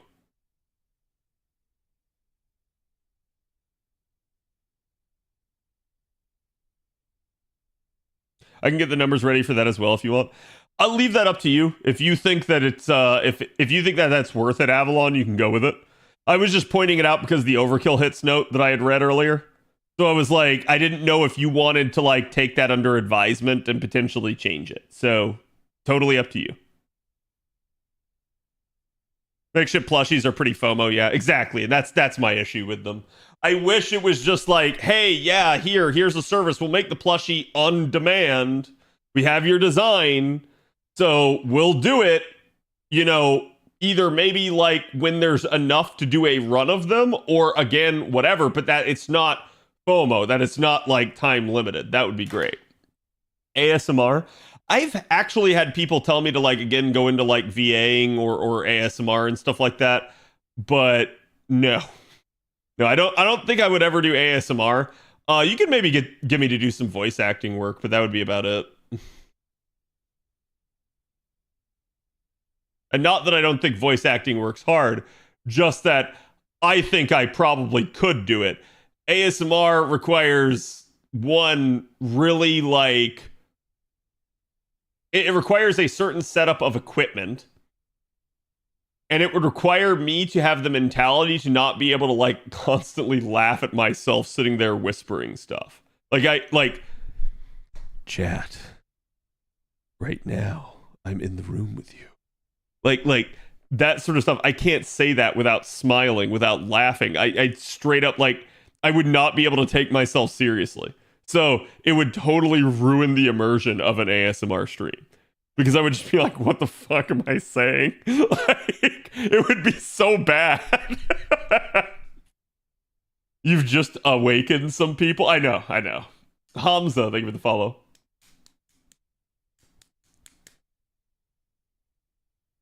That was really good too, though.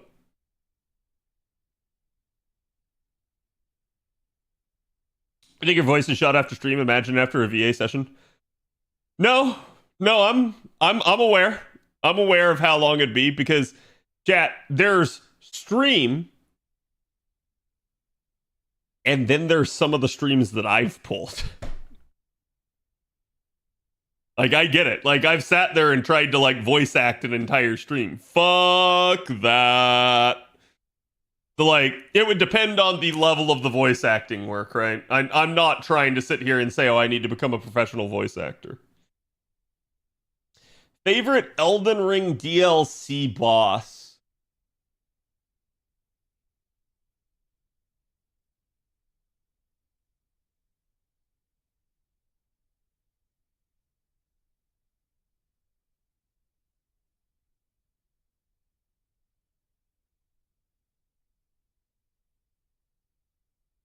In all seriousness, in terms of like aesthetic,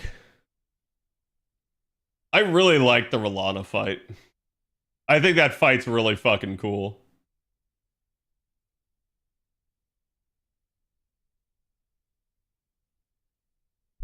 Oh no, joking merch ideas? What do you mean? My entire life is jokes, so why wouldn't I make joking merch?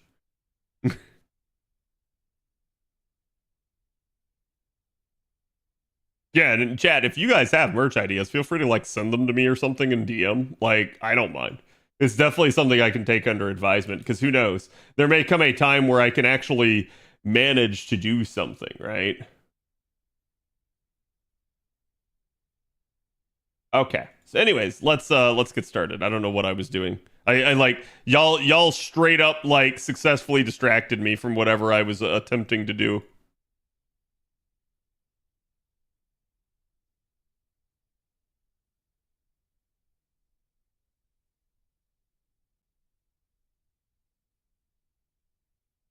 Mouse pads seem popular.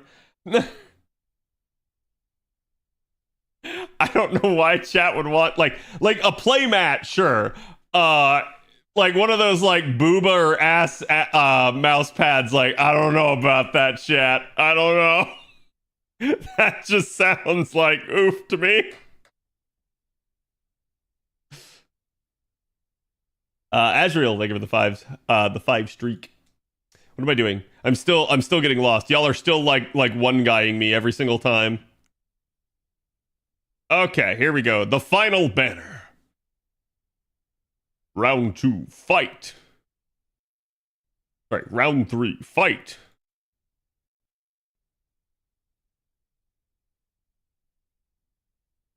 Whoop.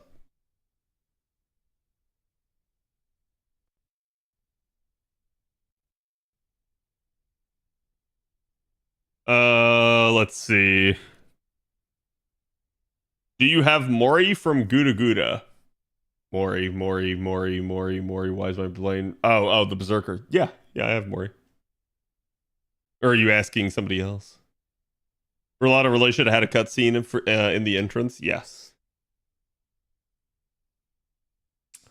Um.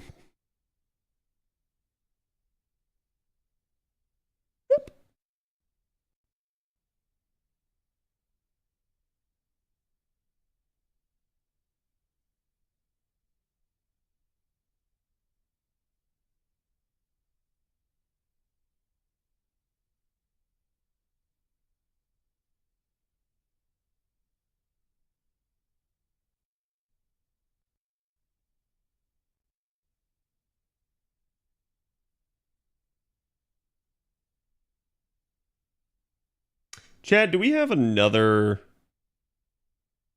We have another welfare in Vulnpierce CE recently.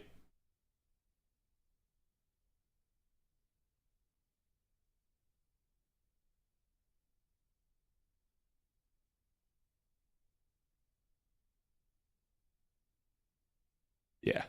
Okay. I was like, unless she had it on her NP, and I was like, I didn't remember her having it, so.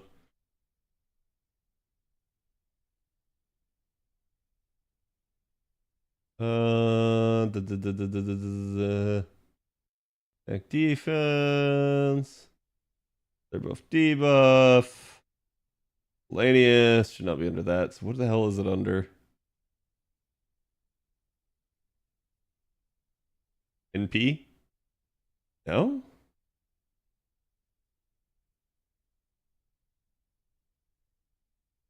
Isn't stuff to you? Okay. Brain am hurt. Am not C. There it is. Defensive. Huh? Huh? I mean, I guess, sure. Why not? No wonder I couldn't find it.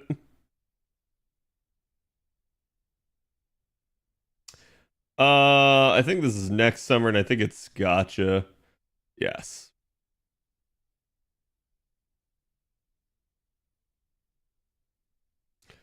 Buster. Adventures of the Children Kingdom. This is also limited, but what was this? This is learning with manga. Okay, so there wasn't one like... There's Valentine Witches. Probably going to end up being the closest. And then Honey Lake. Yeah, so we'll go with this. We'll do Valentine Witches again, because Valentine Witches is quite nice. It's NP damage and NP gen. Okay. We had welfare sure hits. Yeah, they don't like giving you welfare invuln pierce. Where you're normally going to get invuln pierce from year to year is going to be on the Chaldea Boys banner. Occasionally there's one that has either that or defense pierce on it.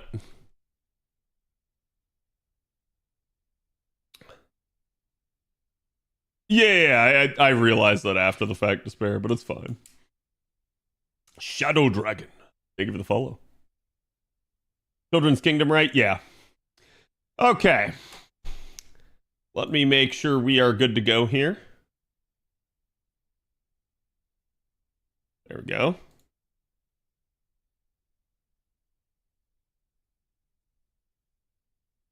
Hey guys, my name's Khadroth, and today I'm going to be talking to you about Summer Skadi.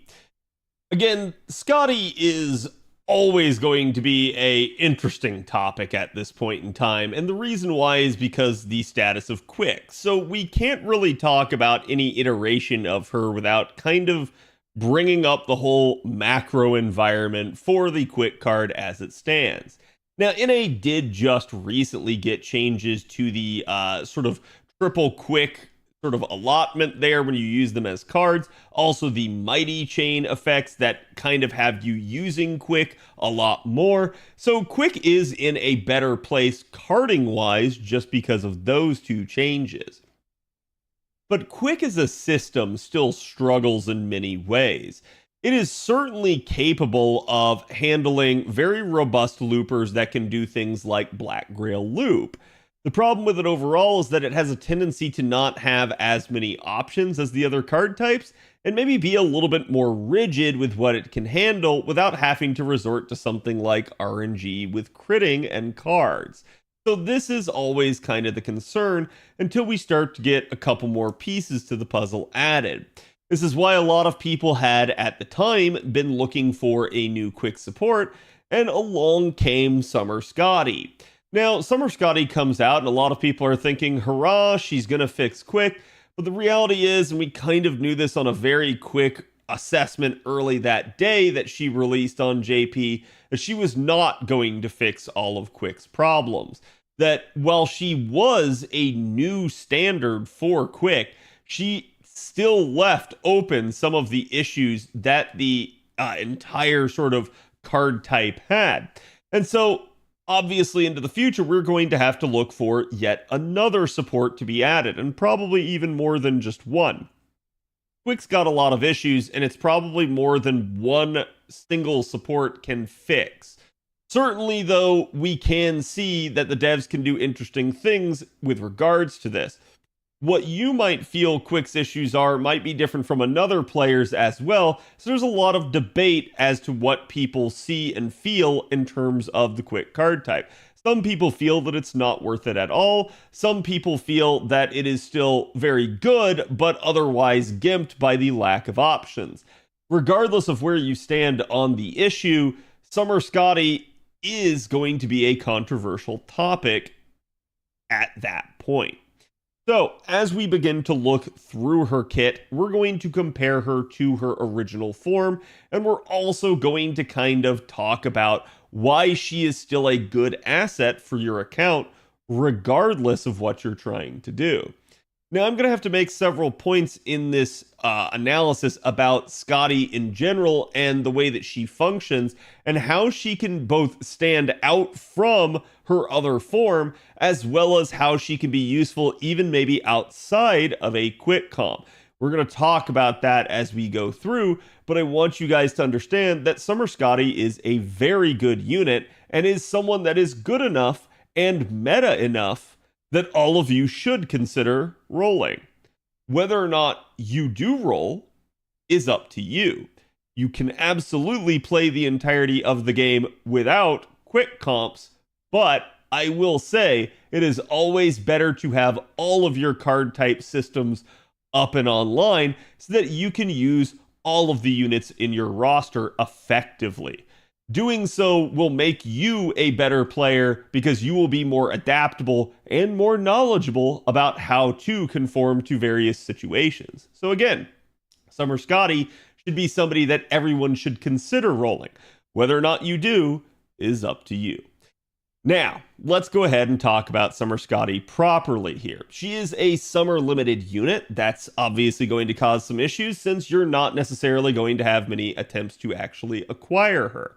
It is going to be a thing, but she will have other banners into the future. Now, with that in mind, do you need to roll here? I think that's a better question, as we can certainly look at other units that are available, because again, she is going to be available on the third banner of this current summer event. The good news with this event is, even though it's split into 4 different banners, that pretty much Skadi's banner will be out as the last banner by the end of the first week.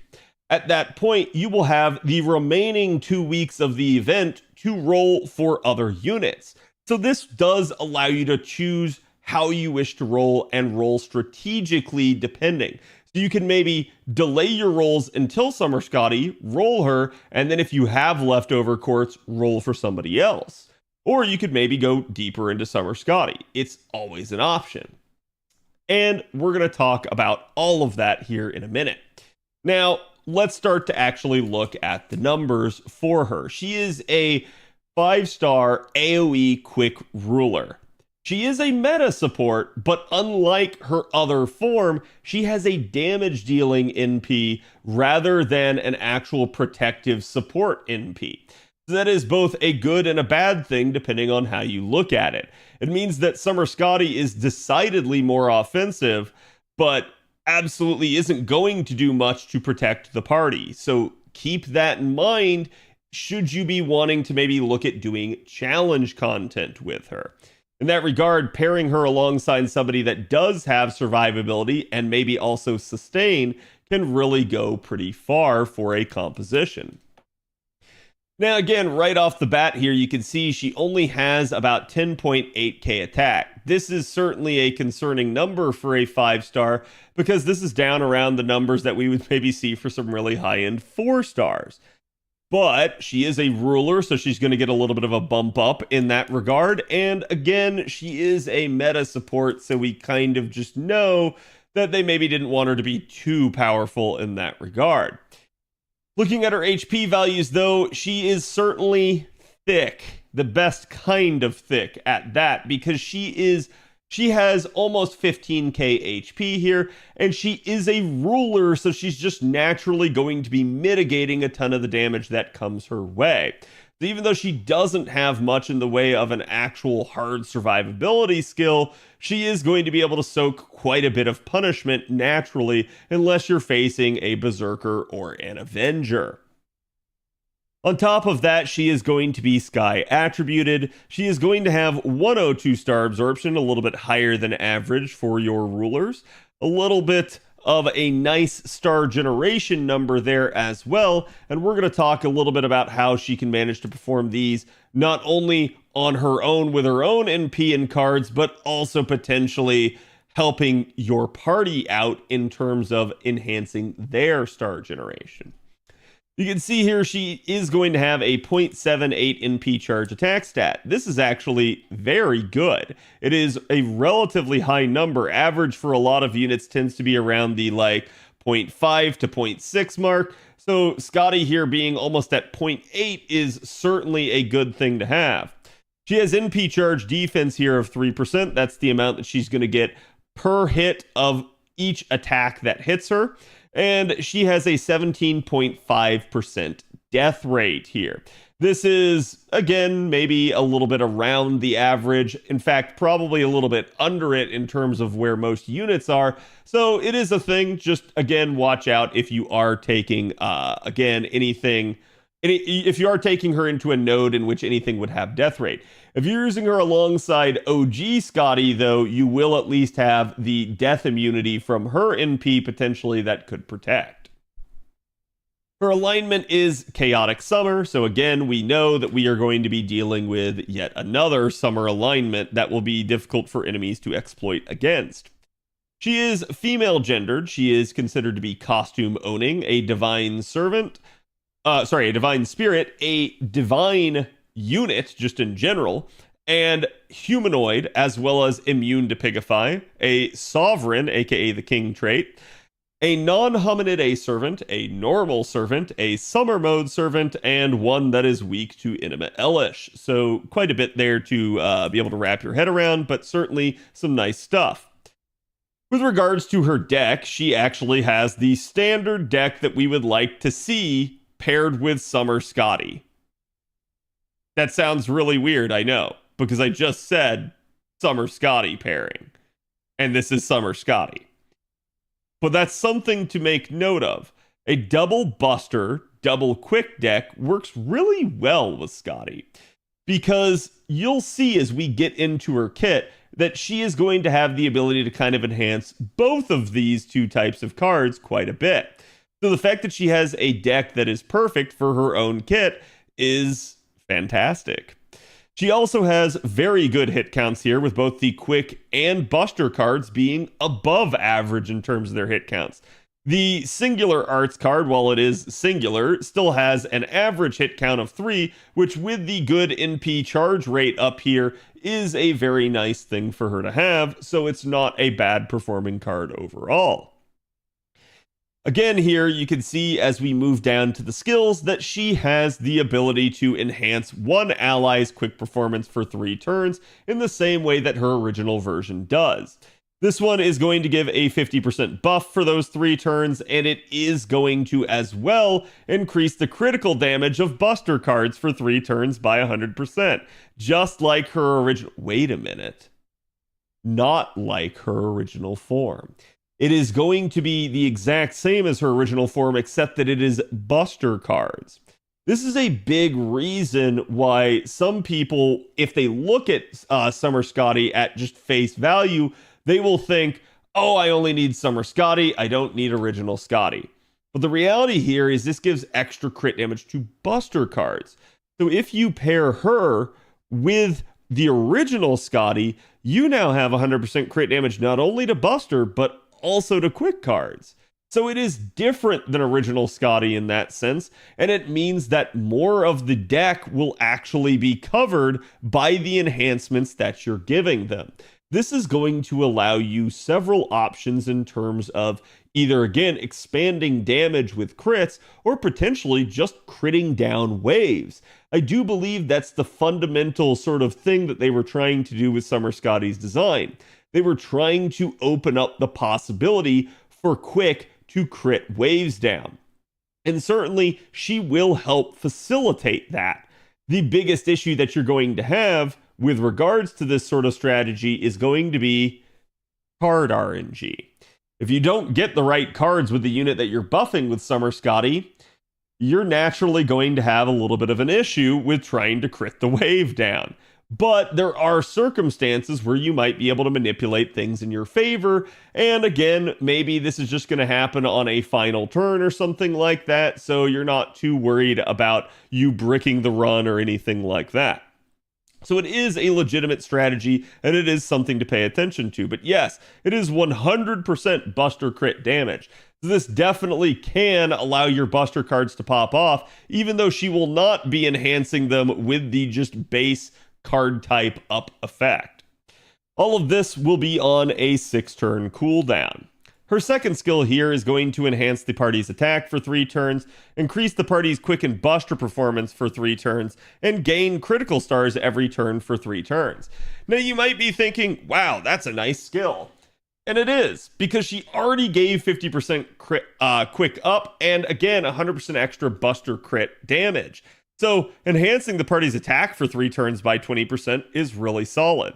Enhancing the party's quick and buster performance by 15% each here at max rank over 3 turns, also really good.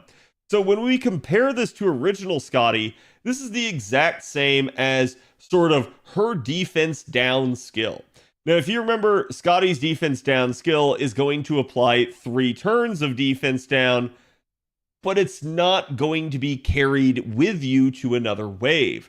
That has always been the one issue that original Skadi had in that regard, is that her debuff, while it did enhance damage, usually was just for a singular wave. If you took it into a, again, sort of challenge setup, obviously then if you're looping against the same set of enemies repeatedly, you can get multiple turns of advantage off of it. But this was kind of the problem, is because she had a debuff rather than a buff, she couldn't carry it throughout the node, and you had to pick and choose when to use it. Summer Skadi doesn't have that issue. She is going to just have, again, 3 buffs here that basically go on the units and travel with you as you keep moving through the waves. So this is really a nice thing. This is why a lot of people would tell you she is just more offensively, more looping minded than her original counterpart, because this is just going to help facilitate a little bit of extra refund for some of these units. Also, not only because are you getting attack type up, but you're also getting quick performance up for the entire party, which will impact their actual refund and star generation numbers, as well as just damage. So the interesting part about this is too that it's also going to give critical stars every turn for 3 turns by 15. So this is a really, really powerful amount here when you start to consider that you might have double Summer Skadi, sort of double stacking this. This means you're going to be just rotating right through with 30 crit stars per turn pretty much automatically. If you're just using the single Summer Skadi, it's still only going to be 15. So there's a lot that we can say about this. For starters, it may be the case that you might find yourself in a situation that you're using a quick looper as the target. Summer Skadi's putting all the buffs on them, but they already generate a ton of stars, and these stars per turn are useless. That can certainly be an issue. But you might also find yourself in a scenario where maybe the unit that you're targeting doesn't generate a lot of stars. Maybe that's just because of their hit counts or their natural star generation. But it also might be because maybe you're only hitting a single enemy wave. Maybe you crit the wave down. Maybe you only had one enemy to loop against, so you just didn't generate that many stars. In these sorts of scenarios, having the stars per turn is actually quite nice. It's still just going to automate that much of the overall star pool and make it so that you're getting it regardless of the scenario that you're in. So while for a lot of farming purposes, generically, this will probably be a waste and overkill, there's still some times where it's very useful to have. And again, it is going to be a welcome feature, as you'll see when you start to use her. Her cooldown on this skill is unfortunately 7 turns, so you're not going to be getting back to it all that fast, but it is what it is, and it's kind of just something you're going to have to accept. Then we get to her third skill. This is again going to be the same as Summer Skadi's third skill, basically her targetable charge in that regard. So you're going to be getting the ability to target one ally and increase their gauge by 50%. If I were going to be disappointed about any one particular thing with Summer Skadi, it's actually this. What's the matter, Cad? You don't think that 50% charge is good? I do. 50% charge is great. I love it. I love all the units that give it. The only problem with this is OG Skadi also did 50% charge, and we had already denoted that before Summer Skadi came out. One of the issues that the quick system had was this concept of block 50 charge. So block 50 just means that you can give 50% charge, but you can't break it up in any way, shape, or form. This means that if your unit, say, refunded 66%, that if you give them a 50% charge skill, you're basically wasting 16% of that. Similarly, if you have a unit that only refunds, say, like 32%, well, if you've only got block 50 charges, you're just overkilling the amount of the amount of charge that you're giving that unit, or you're not having enough potentially. Having the ability to break it up might mean you might be able to put a 20% charge with that 30% to get you to a nice even round number. So that's kind of one of the concerns that we have, is because we have this block 50 charge, we have to be smart about how we use it. And this was already a thing with original Skadi. It's still a thing here. So I'm not going to look the gift horse in the mouth, but this was maybe one of my wishes, is that with an additional form of Skadi, they had managed to break up the charge amounts and allow it to be distributed to other skills so that you could use them sort of as needed rather than just in one lump sum. Still, it's very good that she has this, and this will turn her into a unit that can facilitate quick looping. So it's a very good thing to have overall. It's going to increase their critical star absorption as well of their buster cards, but only for one turn. Now, there's a couple things to say about this. One, remember, Summer Skadi does give buster crit up. So soaking the stars to the buster card is really nice. The downside here that I have to point out, and I'm really not sure why they did this other than it might be very strong, is, again, that it's only the one turn. This means you might have to make hard choices between soaking the stars and popping the charge in the right time. If you're trying to loop through the waves, you're going to probably try to, again, sort of factor this in on the side of the charge being useful, so you will not care about the buster crit side of it necessarily, or again, the buster absorption. So that's going to be a thing where you might have a turn where you need the charge, you use the skill, but you had no buster card, so you're not soaking the stars to your buster card. The good news is this really shouldn't be that big of a concern because, again, we already know that we're going to be automating a good chunk of the stars. We already know that we're probably going to be using a quick unit, so we'll be generating stars probably with the NP. So in most set of circumstances, you'll still have so many stars flying around that you won't care that you can't soak these necessarily, specifically with this effect. And again, the good part that we can say about this is, while it is limited to one turn, it scales up to 5,000%, which is the amount that we like to see on Avengers and Berserkers. So this is easily enough to make anybody, no matter their class, soak the stars, which is very good in that regard. On top of that, you're also going to gain a crit star bomb for 15 stars. Now, again, I know you might be thinking, well, holy crap, that's just way too many stars at this point. So what the heck do I do? Like, I'm just going to be wasting stars. I'm going to have well over 50. Yeah, you will in a lot of circumstances. So why is this still really good? Because turn one, when you have not NP'd yet, when you have not managed to generate the stars per turn from Skadi's second skill, you're not going to have stars. So how do you crit a first wave down? Right here, with a skill that is a star bomb. So the fact that she has both stars per turn and a crit star bomb on demand is really nice. This does allow you to manipulate stars still regardless of when you have and need them. You can basically manage to manufacture the crits regardless. The only question will be, do you have the right cards to deal damage effectively? And again, that is going to be a concern, but it does mean that she will have a very good shot of being able to pull that off. So it is really nice that she does have this. This is, again, going to be a skill that is on a 7-turn cooldown, so it is what it is. You're probably not going to be getting back to it relatively fast. Now, with this all in mind, let's look at the passives here. She gets Magic Resistance EX.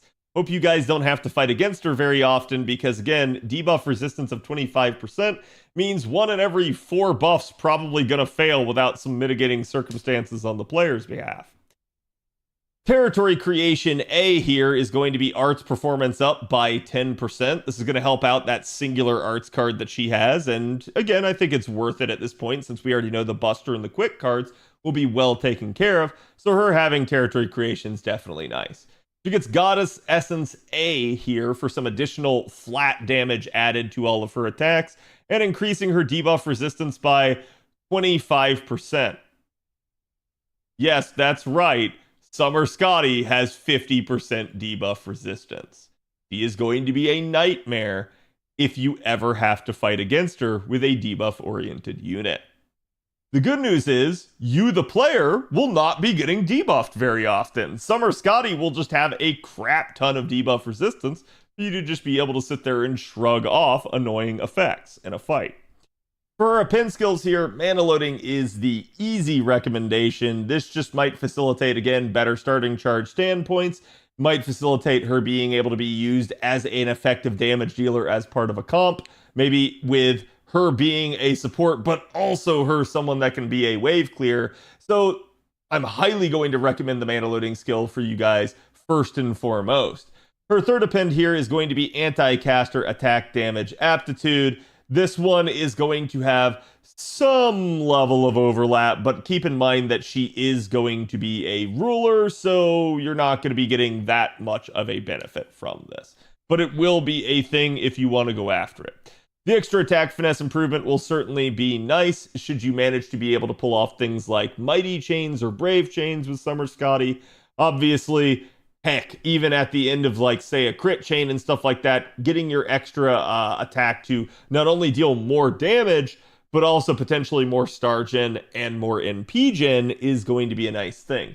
So in my opinion, I recommend going after the mana loading first and foremost, and then depending on how you see yourself using Skadi as either primarily a damage dealer or a support, you can go after the first or the third skill, just depending on how often you think you would use them against casters.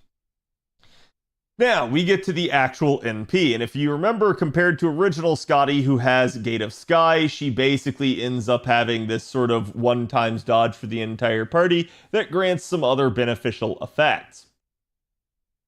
Summer Skadi doesn't have that, so compared to OG Skadi, she's going to be less defensive, but more offensive, because she has a 6-hit AoE quick NP. It will deal damage to all enemies, and it will potentially drain the enemy as well. So that's going to be a really nice effect there for potentially a stall comp, should you want to try and do it. If you're sitting there using Summer Skadi as basically the devoted damage dealer, she will be able to loop over enemies and keep draining them potentially so that they can't get to their NP.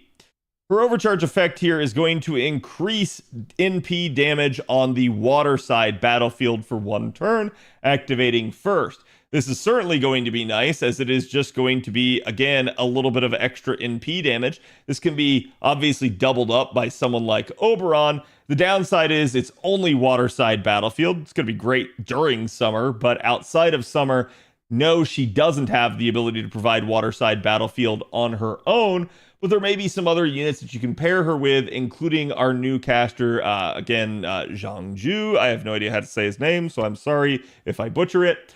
But he would be another really nice pairing in the sense that he can change the battlefield to water side as well. So you might be able to have him handle a wave and then sort of have Summer Skadi be able to pop off even harder because of it. But it doesn't end there. Her overcharge also is going to deal extra damage to enemies that have the lawful alignment. This is a super effective modifier. That means that it will scale multiplicatively with every other source of buffing that you do for Summer Skadi. So it's definitely going to be a really nice thing to have. Just gives her a super effective niche that is at least relatively rare in the sense of other units having it at this point in time. And lawful is a fairly wide niche in terms of units that have it. So this will be very, very good for her to have. Now, with all of that in mind, we have covered sort of this possibility of how she stacks up against Summer Skadi, how she works again as a damage dealer unit, and how she works just in general as an actual support if you're trying to maybe, loop through the wave with another unit or potentially crit it down. So let's talk about charge and damage and all that stuff. With that in mind, Summer Skadi is going to be actually a very good looper, particularly for quick. She's going to be one of the better ones. That is to say, she will be a Black Grail looper. You will be able to start her out at 0% starting charge. So naturally, that's going to make it my recommendation for her for damage output. If you don't have something like Black Grail, Heaven's Feel, Angel's Song, or Dragonkin can all manage to work in the same capacity, just at lesser damage amounts. And with that in mind, we certainly have some good damage potential with Summer Skadi. You might find yourself in a scenario where you did just happen to need some extra starting charge, maybe because the node had a weird structure and you were not quite sure that you were going to have enough actual brute force charge to get through it. In those sorts of cases, you might want to consider something like Traces of Christmas. This is an old welfare CE from one of our old Christmas events. It is all attack scaling. It basically gives starting charge, NP gen, and quick up. So certainly a very nice one. It doesn't have to be something like Traces, though. You can even use things like, say, Cranking if you had to. It would at least give the starting charge and some extra NP damage. And heck, if you had to use a Buster card on her, it would actually allow that to pop off a little bit more. So again, it doesn't have to be that. The main things that we're looking for here in this sort of example would be the starting charge and the actual all attack scaling should you have it leveled. Summer Skadi does not have any sort of defensive buff removal or anything like that, or invuln pierce, so Honey Lake ends up being a fairly nice recommendation for her for invuln purposes. Obviously, this one's all attack scaling. It ignores invincibility and grants her the ability to, again, have another power mod against enemies that have burn status on them. This would require you to throw burn command codes on or to take someone in the party that can burn sort of on demand. But otherwise, this is going to be a very nice thing that can stack up quite nicely with her invincibility here. If you don't have something like Honey Lake, because again, it has been a while since Summer 5, Valentine's Witches actually came out with the Valentine's event this year. It's not welfare, but if you had happened to roll during it, it is also all attack scaling, grants NP generation up, NP damage, and again, the ignore invincibility. So certainly a decent option. You can use anything that you really think would be useful and gives you invuln pierce in that sort of scenario. But either way, yes, all of these things should work on Summer Skadi. So now we can begin to talk about the actual refund numbers for a unit like Summer Skadi. So as we start to look at her actual numbers in a comp, so this is going to be basically utilizing 3 times Skadi's. Now, what do I mean by that? That means a Summer Skadi herself as the devoted damage dealer, a second one on the support, and then an original Skadi, basically as a third Skadi there. So you can do that. You can do triple Skadi comps now. And this is where these refund numbers will land you against neutral targets, which is probably going to be what you're going to be doing the majority of the time as a ruler. So in that sort of scenario, basically with 3 out of 18 hits of possible overkill, this is again just assuming that you actually manage to kill the enemies, because killing 3 enemies basically in a 3-set wave will grant you 1 hit of overkill each at minimum, because any hit that does kill the enemy will give you an overkill hit. So at 3 out of 18, you're going to be looking at about 42.59%. Whoa, that's not a 9. There we go. So again, almost to 43% there. Not a nice even number, but higher than, say, 40%, which would be the threshold there. If you wanted to hit the nice 50% breakpoint, though, you're going to need roughly half, and this could be kind of difficult to hit depending on the node. So 9 out of 18 hits would be what you would need if you wanted to get to functionally 49%. So that will get you to the amount at which you'll be able to round up. That will get you to that nice even 50% breakpoint, but that's going to require half the hits of overkill. You're likely to do this in an opening wave. You're probably less likely to do this on subsequent waves like wave 2 or wave 3. So certainly that's going to be a little bit of a concern, is making sure that you can get to that. But that's triple Skadi. So with that in mind, what if we start talking about, say, not a neutral target, but maybe, again, maybe neutral for damage purposes, but not so much for refund purposes. Let's say 3 casters. In that regard, at that point, we're going to be looking at only needing 2 out of 18 hits of overkill in order to reach 50%. So because she's such a refund-based character, yeah, it's really going to be determined by not only the amount of enemies that she's hitting, but also, again, sort of the actual refund quality of the enemies that she's hitting. Casters are the class that give the best refund in the game, so obviously something like casters, it gets way easier.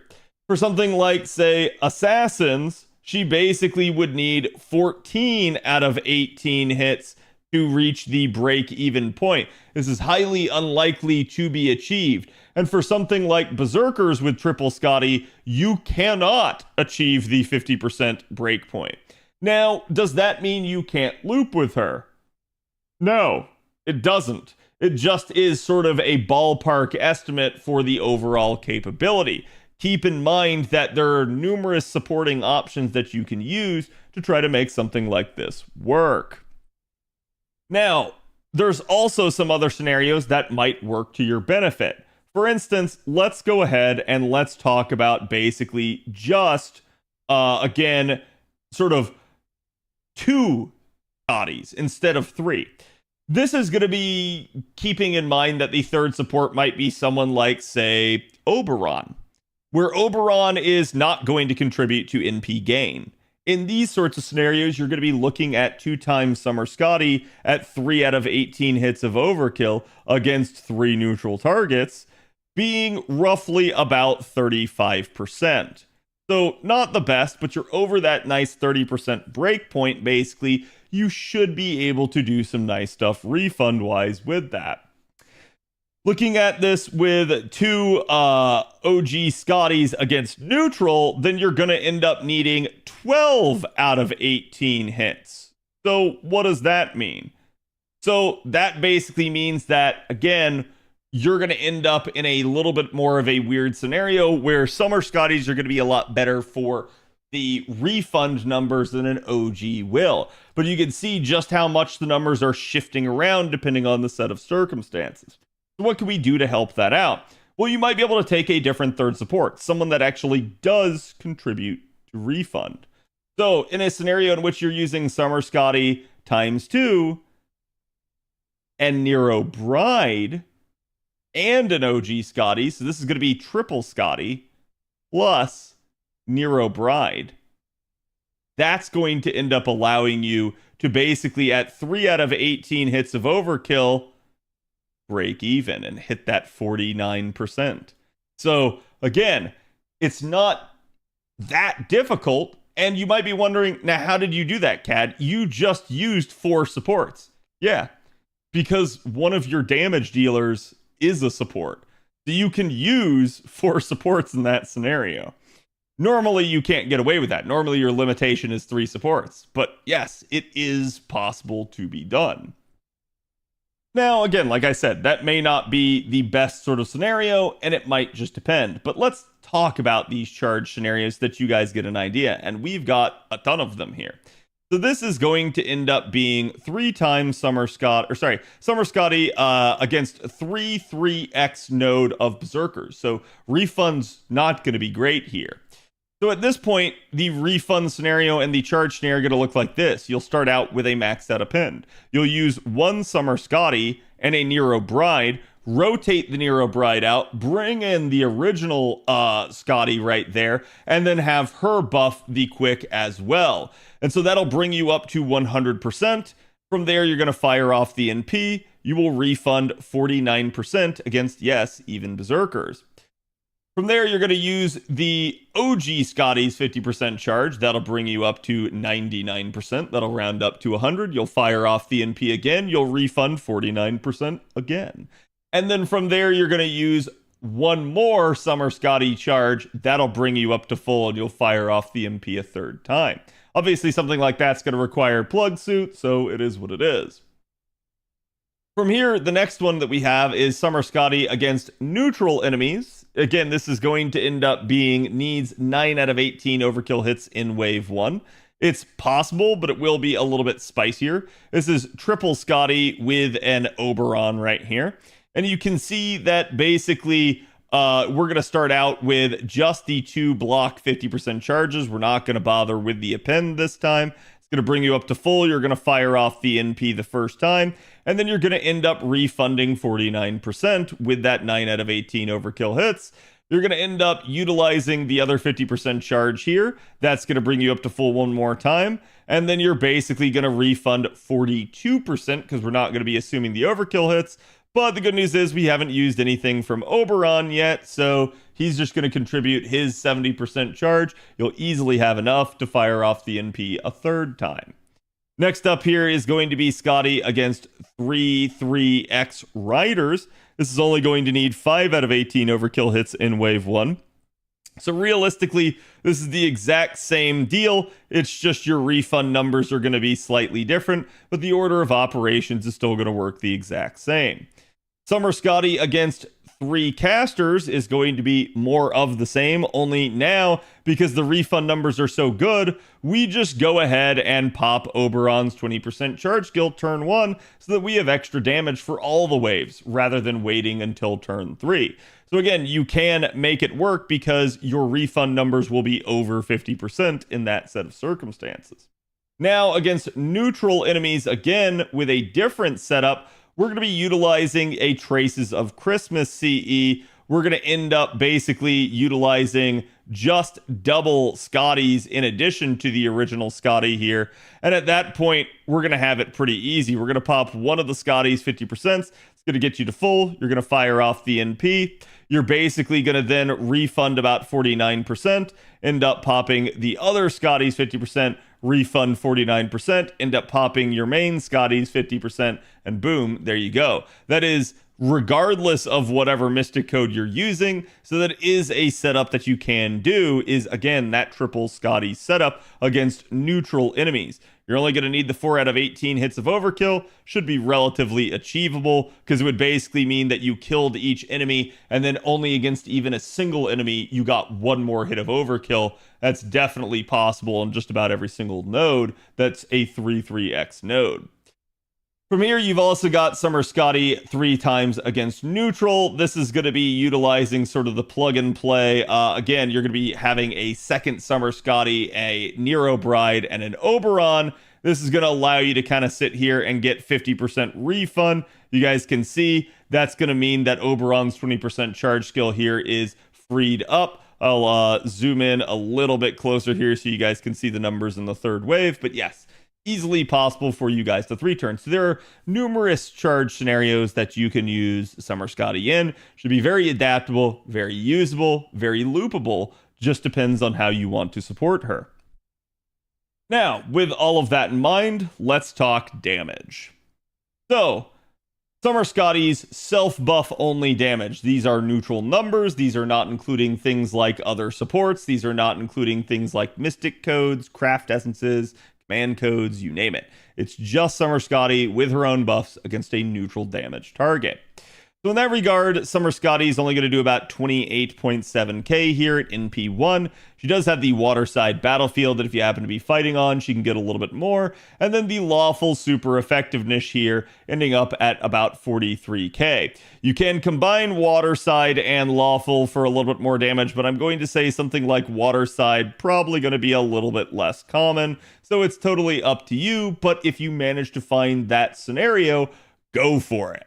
Obviously, this scales up quite nicely at NP2 here, and then by NP5, you're definitely dealing some solid numbers. But the question remains of, do you want to roll for NP5 of the limited summer unit? So next up here, we basically end up having our damage scenarios in a proper comp. These are still neutral numbers, but now we're including things like the Mystic Code and the supports, as well as, again, sort of your craft essence in play. This will work against any sort of 3-3x node, basically with just 3 out of 18 hits of overkill. So it's just assuming that you kill the wave, because frankly, if you don't kill the wave, well, you've got bigger problems at that point. So essentially here, you can see this is Summer Skadi with another Summer Skadi, a normal Skadi, a Nero Bride, and a level 100 Black Grail. We're not using something like Oberon here necessarily. It's just going to kind of do some solid damage.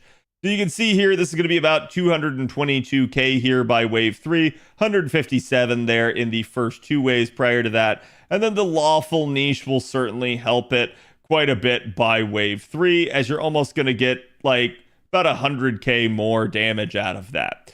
In P2, the scaling up is going to be quite nice. This will be about 300k base there with about 446 in the Lawful Niche. And then if we start including something like the Waterside Battlefield into this comp, we don't get a huge difference in scaling, but we do get just some nice extra damage, some extra firepower there. And again, this is something to consider, is that we don't have an Oberon in this particular comp. So we're not getting that double up of the effect with the extra NP damage there, but definitely some solid numbers. Now, this is going to be damage number 2. This is a 3x Skadi setup plus Oberon in a 3-3x node. This basically versus neutral enemies would require 9 out of 18 hits of overkill in wave 1, or 5 out of 18 hits of overkill against riders in wave 1, or 14 out of 18 hits of overkill against assassins in wave 1. This will not work as a comp with berserkers in the front wave, unless you decide to do some shenanigans where maybe you have, say, the Oberon or one of the other Summer Skadis take out a wave. That can definitely be a thing. You can definitely utilize her in a sort of double damage dealer type of setup. You just have to make sure that you have the charge. Because again, remember, Summer Skadi's got the block 50, so you're not doing party charging necessarily with her. But in this scenario, basically you can see it says, aside from the casters, it will depend on the overkill hits to work. Summer Skadi essentially here can run right through this. She could do about 332k here, and then you're going to get that nice boost from the Lawful Super Effective Niche, with it going even higher for NP2. Now, as we start to add Waterside Battlefield, we start to get a little bit more scalability, because again, this effect is NP damage up. Going to get doubled up by the Oberon. That's going to get you a little bit more scalability across the board from where it was in the prior composition. And then certainly in P2 here, dealing some solid numbers as well. So here is the damage scenario with Reigns as well as one of the supports. So this is going to be a double Summer Skadi with Reigns with Oberon and a level 100 Black Grail. Why this comp? Because this doesn't depend on overkill hits. So it might not be as good damage-wise necessarily, but you can do this regardless of what the node is running, as long as it's 3 enemy waves. It does not care at that point. It's going to end up working, because you're just going to be able to brute force it in effect. So at that point, you're looking at essentially here about 287k for NP1, 430k here for Lawful, and then same thing here with the Waterside Battlefield at 303 and 454. So again, if you're worried and concerned about, oh man, she seems kind of gimp because she relies on overkill hits, no, it just depends on your composition. You can absolutely straight up brute force it should you need to. Again, in this sort of scenario, the way that the charge actually would work is going to basically be like this. You're going to start out with the Append, start out with the other Summer Skadi, buffing her up to full, have Reigns handle the remaining 30%, and then fire off the NP. She'll actually refund over 30% here, You're going to utilize the Rain's 20% remaining charge there, and then that's going to bring her up to a nice even 50. Use the other Skadi 50% charge here, and that's going to bring you up to 100%. Fire off the NP one more time. She'll refund about 30% there, and you're going to have Oberon pop the rest of it off, and you're going to fire off an NP one more time. So there you go. You don't really care about the overkill in that scenario. Again, it does require 3 enemy waves, but besides that, you're still pretty solid. So now, with that in mind, let's talk about damage comparison. So right off the bat, we have Karen. Karen's going to be sort of the elephant in the room when we start to think about quick looping AoE rulers. Karen has always had solid damage. She is somebody that realistically can just absolutely pump great numbers. So these, again, remember, are neutral. You've got 408k here with Karen by the final wave. You've got 612 here in the chaotic niche. Thankfully, lawful, chaotic, probably not going to be clashing too much. So Karen's going to be usable in maybe different scenarios than someone like Summer Skadi. But yes, in terms of just one-to-one comparisons of both raw and niche damage, Karen will flat out win. So that is something to consider. I think the other thing to consider, though, is going to be, again, the fact that Summer Skadi has support applications. Something that someone like Karen isn't necessarily going to have, as she is inherently a lot more selfish. Now we can compare it to someone else like Summer Mellison. And as you guys can see here, Summer Mel is going to end up utilizing double Castoria and Oberon, a level 100 Black Grail, and a level 10 Neo Plug Suit. So definitely solid. She's going to be doing a little bit more than Summer Skadi in terms of raw damage. She does have some pretty crazy niches, though. And so even though she would be coming in under where Karen is normally, particularly just with the chaotic niche, she'll still come in under, because this is just a power mod for her. The Earth super effective niche just makes her absolutely pop off. And then considering the fact that you can actually combine these effects potentially, yes, you can get some pretty darn nasty numbers. So that is going to be a thing. Just keep in mind, Karen, just with chaotic niche alone, would win. So that is something to be said. But it definitely depends on what niches are at play. Again, just for a look back at Summer Skadi's numbers, this was the Reigns comp that didn't rely on overkill hits. This is the slightly better damage comp for Summer Skadi that does rely a little bit on overkill hits. Next up here, we've got another one that people are going to be asking about coming up next year, and that's going to be EO.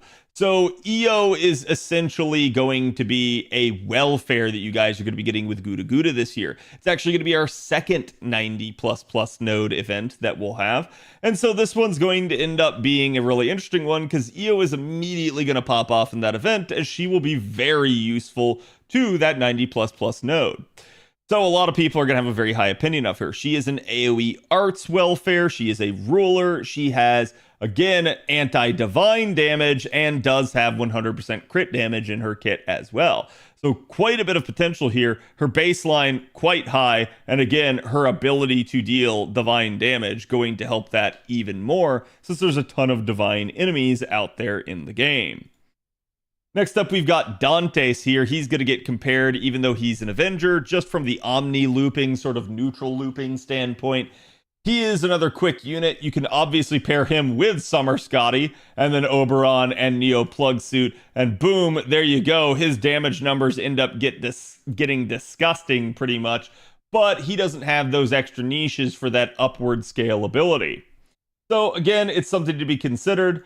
Next up here, we will have Space Ishtar. Her best comp here basically going to be the double Castoria Oberon with Black Grail. And you can see here, we are going to see significantly lower numbers at NP1, but this is assuming the failure of the arts up on her third skill, which if you get, will obviously improve the numbers quite significantly. So you can see Summer Skadi's not really going to be a barn burner in terms of damage. She's not going to be the one that's leading the pack. But she will be competitive. She will be in the same sphere as some of the better damage dealers. So the real reason that I think a lot of you guys should go after someone like her is going to end up being the fact that she actually does have these supportive applications. The good news for rolling her is, yes, you are getting the new meta quick support. It still functions really well with original Skadi. And you get kind of this double sort of benefit in the fact that she can also be used as a damage dealer, Black Grail looping, quick looper. So in that regard, Summer Skadi is a very good bang for your buck type of unit. She can work extremely well as either the looper or the support, and thus you can do a lot with her. So it's up to you to determine whether or not you want to get your quick units online. I highly recommend it, particularly because there's no telling what the future on JP holds. One day you might come to regret if you don't end up rolling, but I can say, yes, you do not have to have her, and you can absolutely make it through all the content currently without having to rely on her. So it's up to you to determine whether or not you want to kind of develop that side of your account and get yourself prepared, but I will leave that up to you. Anyways, let me know what you guys think about Summer Skadi, which Ascension form is her best, and again, will you be rolling her banner, or will you be maybe having your eyes set elsewhere? I'll be curious to hear you guys' thoughts, and I will see you guys for the next one. Later. That was a long one, chat.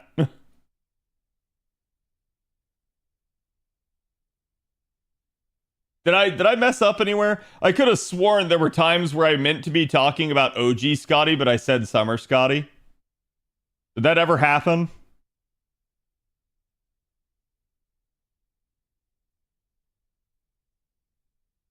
Yes. Yep, a couple. Damn it. I think people will know what I'm meaning on that one. These are general farming damage? Yes. Good night, everyone who reads this. Oh, no, I'm not done. That was just me being done with the video. I record live on stream, so it's why like people get to see it, and sometimes it tricks people into thinking I'm ending stream. Is the anti-divine sea in the rare prism shop useful? It can be. You're talking about, God, what's the name of it? It's the fondant au chocolat, I believe, is it the Arjuna one. Yeah, it's actually really good. It's all attack scaling, 50% charge, 30% anti-divine power mod. Highly recommend getting it. Assuming you have the rare prisms, right? People will figure it out, yeah. Nope, time to re-record everything. Dear God, please, chat. Why would you do that to me? Why would you make me do that?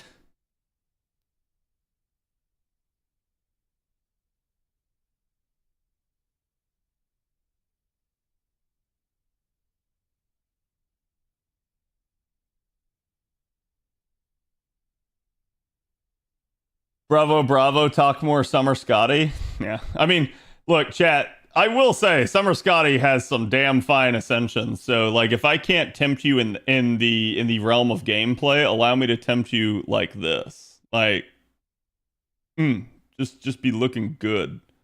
Just be looking good. But again, you don't have to roll, chat. You don't have to roll. That's more for the rest of us. Such amazing final Ascension, yeah. Ascension 1 for the win. I do like Ascension 1. I actually like all of her Ascensions to some degree. I do find her Bond CE pretty interesting. It's party crit damage on Buster cards while she's on the field, so it's not a quick up like her other form is, but it is what it is. Ibuki's bigger? That's true. Ibuki is bigger.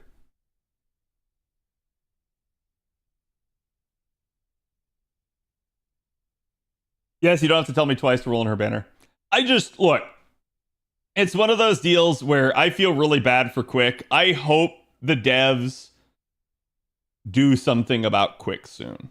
I hope they bring it back online so that, like, essentially all of us sitting here trying to tell you to do the right thing, to prepare your account, so that you don't leave one of the card types behind, that we don't have to, even though we're trying to do the best by you, that we don't end up eating our words, right? Like, because that sucks. I think that's stupid if the devs like never do anything with Quick in the future.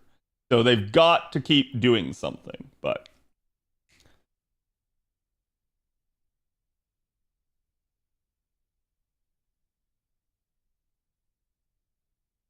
Ignore what said CAD rules for summer Skadi, huh? When you say do something about Quick, you don't mean a unit.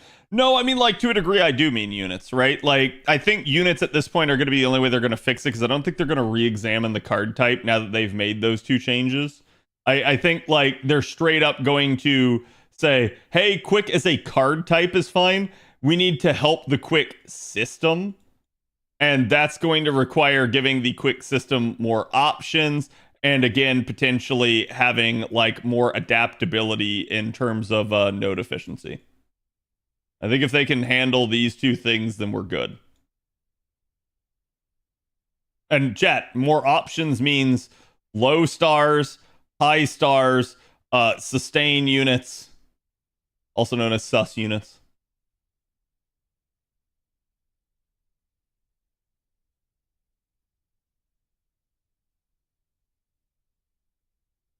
Oh yeah, the looping spreadsheets, like, people put way too much stock in that thing. It's the same thing as tier lists, right?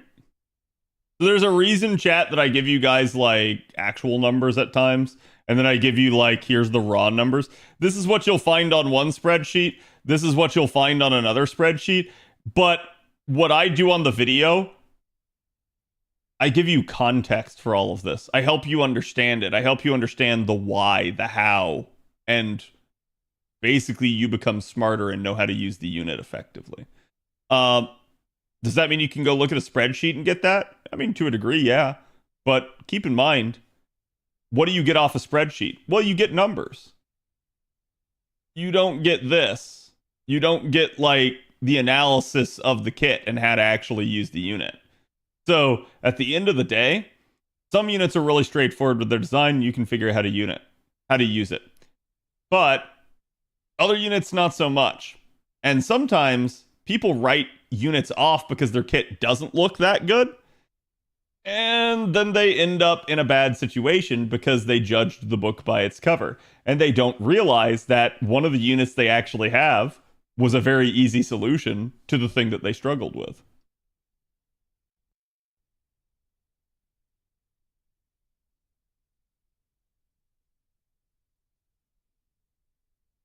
Merlin lookalike in Doman clothing? Yes. Seems like a lot of new Quick units this year. Maybe new Quick support this Annie. I'm hoping so, Shiro. Again, like, one of the things that I've predicted for a while now is, like, again, a new, like, Quick boogeyman. And the idea being that, like, maybe at some point you're going to end up with, like, maybe like an Abe no Seimei, or again, somebody like really hype basically being a new Quick support. Does that mean that like Skadi will be dead? No, quite literally. Like, both Skadis will still be useful, I guarantee it. And I've talked about this concept because, like, one of the things that Quick does need is, again, someone that's not block 50, someone that can break up the charge, but also somebody that can, like, basically give charge to the party instead of just to one unit. And so, like, for instance, chat, if we start to look at Shisho here and we start to consider, like, her NP, everyone goes like, oh, Skadi has an NP? Pfft. Imagine a scenario in which all of a sudden you can get Skadi to this MP. Well, now you have party-wide attack up. Up to 30%, but probably for most people, 20%. So you just have a nice extra effect there that you can actually stack. Similar to, like, people being able to, in a normal farming setup, get to Castoria's NP. This would also help it out for challenge content where you could sort of brute force getting to the survival NP. It would make Quick a lot better for those sorts of scenarios. So I'm hoping that they do something like that. I'm hoping that they give like a 30% party charger at some point. I'm hoping that, again, maybe you get a unit that's somewhat similar to Merlin that gives, like, again, charge per turn and or healing per turn. something that allows you to go the distance in a fight. I think if they give us those things, those tools, Quick ends up way better off than it currently is, and Quick starts to get compared actively to things like Buster. If we see Quick Savior, the main Quick meta might end up being Quick Savior, Oberon, DPS or something. It might. It very well might. It will depend on how they choose to set it up, right? Would be cool to get Toko as meta Quick support. Yep. Yeah, it could be Abinoseme, it could be Toko, could be anyone, right? It's whoever they choose to want to make into it. It's probably going to be someone significant, but we'll see, right? And I don't want to like get everyone's hopes up and think that like this is it. It's gonna happen. Like it could happen, but it probably won't. So assume that it won't happen, and then when it does, you'll be like, finally, right? Like, what's stopping you from using Taiko Bo as a quick support? Nothing, technically. Just Taiko Bo himself is less of a quick support, more of just a party support in general. And the reason for something like that is going to be that Big Wang here is, again, he's got the quick performance for the party for 3 turns. Oh, that's cool. That means a quick support, right? Yeah, I don't know about that. Like that's not making someone a looper suddenly, right? Like that's only 15%. It's something. It's good. And again, he does give the attack up and the damage, but it's not going to help your refund numbers, right? So that's going to be one of the problems that you're going to have. But yes, and I've said this before, that I believe that out of all the card types, Quick actually requires the most ingenuity, the most creativity for designing comps for it. If you're just doing, double Skadi and a Quick Looper go burr, sure. But the second you start getting into odd set nodes where it's not 3-3 whatever, and you start ending up in like a 2-1 whatever type of node, yeah, you got to start thinking actively about how you're going to handle the refund and the carding. And so that's honestly probably the biggest reason why people avoid Quick right now. And this is gonna sound insulting, chat, so I'm sorry in advance, but like people don't have the brain power to calculate that sort of stuff. So a lot of people just avoid it. When is JP anniversary? Yeah, August 3rd and 4th. Mr. Two Love Trouble will be covering that if you guys want to go check him out. That's just a battery with extra steps. Yeah.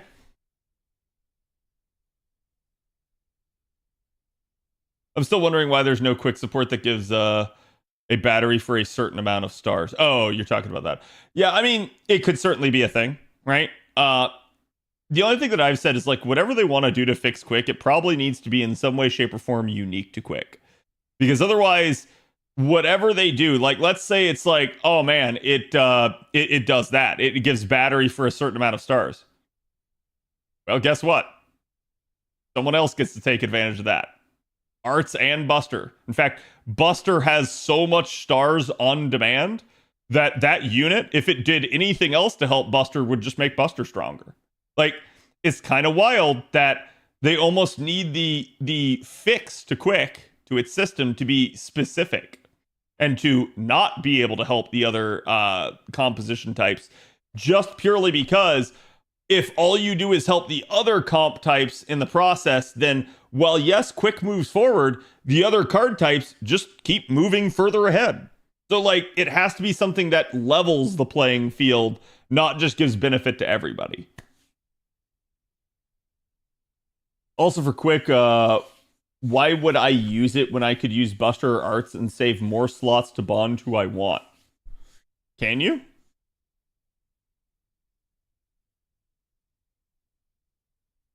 Based off what? A lot of the times, yeah. Who are we talking about? Who are we using?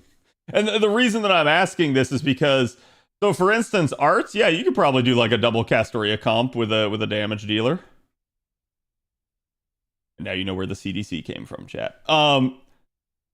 Buster can do that, but only a select few units can. Right? Yeah, like Arcuid's one of them, right? Vast majority of units are going to require triple support.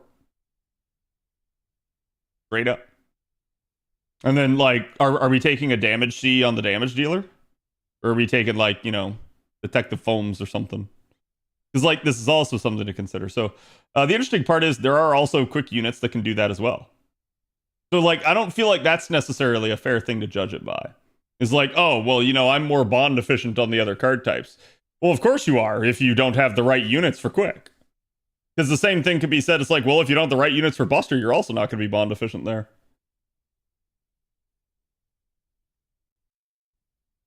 But again, yeah, like, don't get me wrong.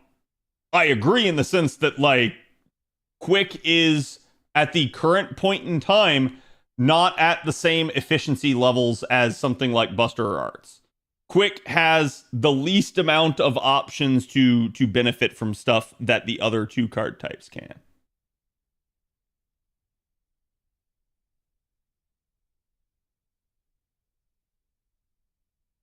Do supports in Black Grail, but there are no Buster units that can do that? No, there's definitely Buster units that can. But the Buster units are, you know, somewhat rare. We're talking Castraku, Arcuid, Melisson, like, but that's pretty much it, right? Like, you don't have that many other options for people that can do that as Buster. So it's like, oh man, you want a 3-turn with, like, God Juno? Sure, you can do that. How many supports you want to use? So, like, and again, with God Juno, you want a 3-turn with him? Okay. So that means we're using double Koyan, Oberon, and a 50% C right here. So not only are we locking in 3 of the units, but we're also locking in one of the Cs by default. Right? So, like, it's a thing. And don't get me wrong, Buster can do it. And the huge benefit to Buster is if you know how the comps work, you don't have to consider refund. That is why a lot of people like Buster, because they just go, turn brain off and farm. You have to be a little bit careful with card pressing if you're using Oberon, but besides that, yeah.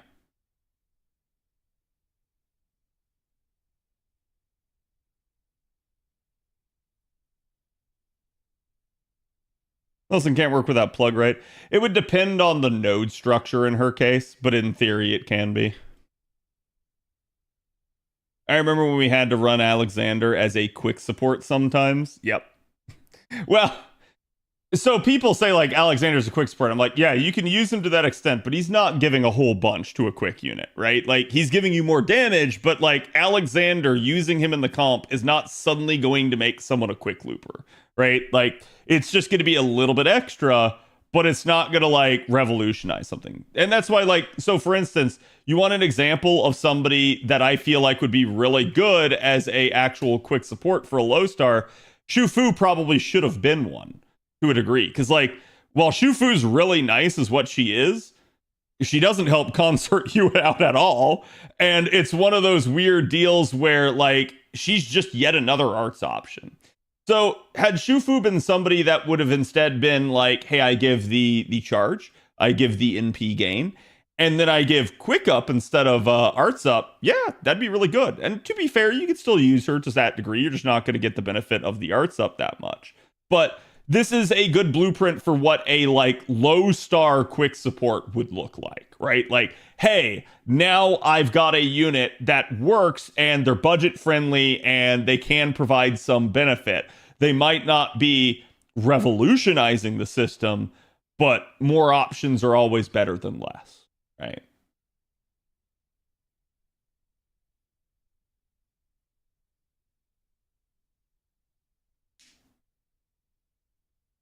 Always multi-core arts? No. I've been able to basically single damage dealer a lot of the 90 plus pluses. It definitely depends, though. It depends on the units at play. And, like, so for instance, the current one on JP, damn, they fucked us. If you did not roll that unit, if you do not have Tiamat, oh man, good luck 3-turning that sucker. Like, it's basically just one of those deals where, like, they didn't give you that many damage bonus units. They didn't give you a damage bonus CE. So, like, it's just kind of rough. I think they should buff Skadi Caster. hear me out. Y on her first skill, give NP gain buff for 30% to 50% would help quick. Yeah, I mean, and I've said there's some interesting things. I wouldn't even say give 30 to 50% because that could help out the other types. I would say make it 30 to 50% for quick cards, like specifically to quick cards. That would be potentially really nice. So, and that's my only stance in this is that, like, basically whatever they end up doing to try to help quick along some, I just don't want them to, like, also end up breaking, like, arts or buster, right? Like, so if you just gave 30 to 50%, all of a sudden you now have a new potential art support in there. And it's like, huh? Right? Like, so it's why I feel like they need to end up, like, somewhat limiting how it functions.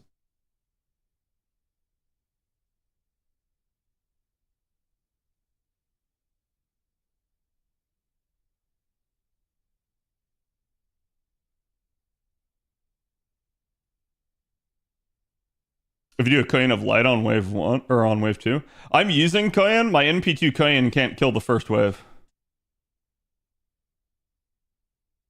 Like, the second wave is no issue to me. What I would need is I would need somebody to nuke the 300k rider.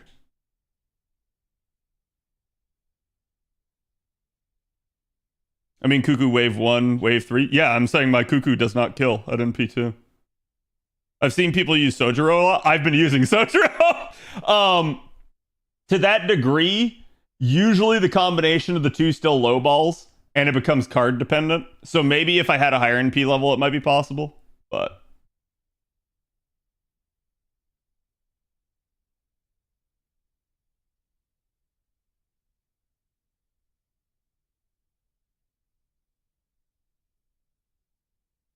Tiamat at MP5 still needs it. Yeah, that's, like I said, I don't like the current node. The current node feels dickish because for some of the prior ones, right? Like whenever they give us these really insane health enemies, it's like, okay, they did, but then there's like some damage bonus flying around and it ends up not being that big of a deal. This is the first time I've really felt like they were like, yeah, but like you have to roll the gotcha unit. And it's like, god damn, man. Like I don't mind the gotcha unit being useful for the node. In fact, I think that should almost always be the case. But I feel like there's a difference between useful and like, hey, I'm one of the only ones that does it. And you're like, huh? I did the last 90 plus with Sojiro for the 300k rider, plus Super Aoko for the next 2 waves. Yeah. Yeah, and that at least allows you to do the Super Aoko out of the gate. How fast can one finish LB6 realistically? The half AP campaign is on right now. If you skip story, it wouldn't take you that long, but it depends on whether or not you get caught on the fights, because the fights can be a little oof depending on the status of your account.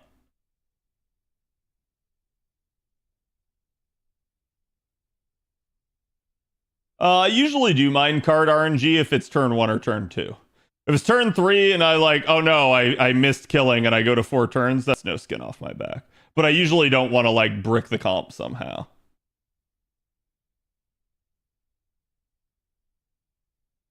Hey, Cad, been bashing my face against Demeter since you started grinding 300 AP down. Am I bad? Oh god. What writers are you using? Do you have writers up and online? Like, she's not too terrible. The big thing you got to understand about Demeter is that she works with a cadence. It's basically like a 4-turn cadence. So you'll notice she keeps doing the same skills in the exact same order, pretty much, unless you mess with it somehow. So, like, once you realize that, that can help you kind of predict. Ushi and Mandricardo are my writers, yeah. And, like, they can still do a lot of work for you, but you might want to, like, think about who else can be effective for you in that one.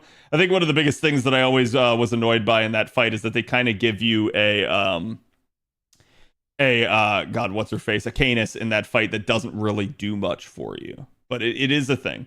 My advice at that point is maybe take a break and wait and like get some command seals back at that point and see if, again, you know, maybe spend some time on the anniversary campaigns and try to like work on one of the units that you might have. Try to get a 3rd rider up and running. And that'll probably help you quite a bit. This upcoming 90++ on NA is single coreable. Yeah, I mean the upcoming 90++ is a 111 node, so you're gonna try to single target it the whole way. Do you think I should go for Lady Avalon and Skadi or save for NP5 Draco? That's up to you. If Draco is like your go-to, right? It's hard to argue against that. You still have quite a bit of time before that point, but trying to NP5 Draco, like, here's what I would say. I would probably rather go after Lady Avalon and Skadi and then get whatever you can on Draco, because you already do know that Draco will have a rerun. So at that point, you should be able to rely on that, and if you don't get all of NP5 the first time around, it's not the end of the world.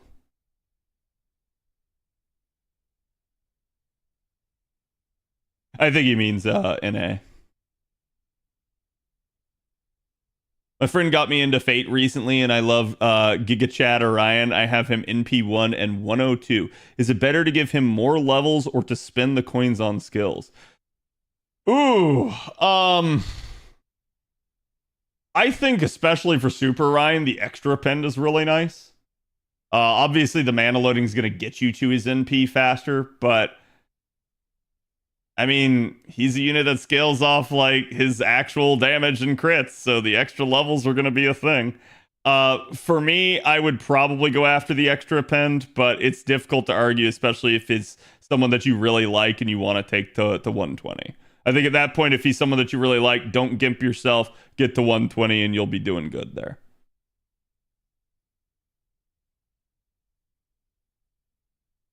All three will have rerun banners. True. All three will have rerun banners.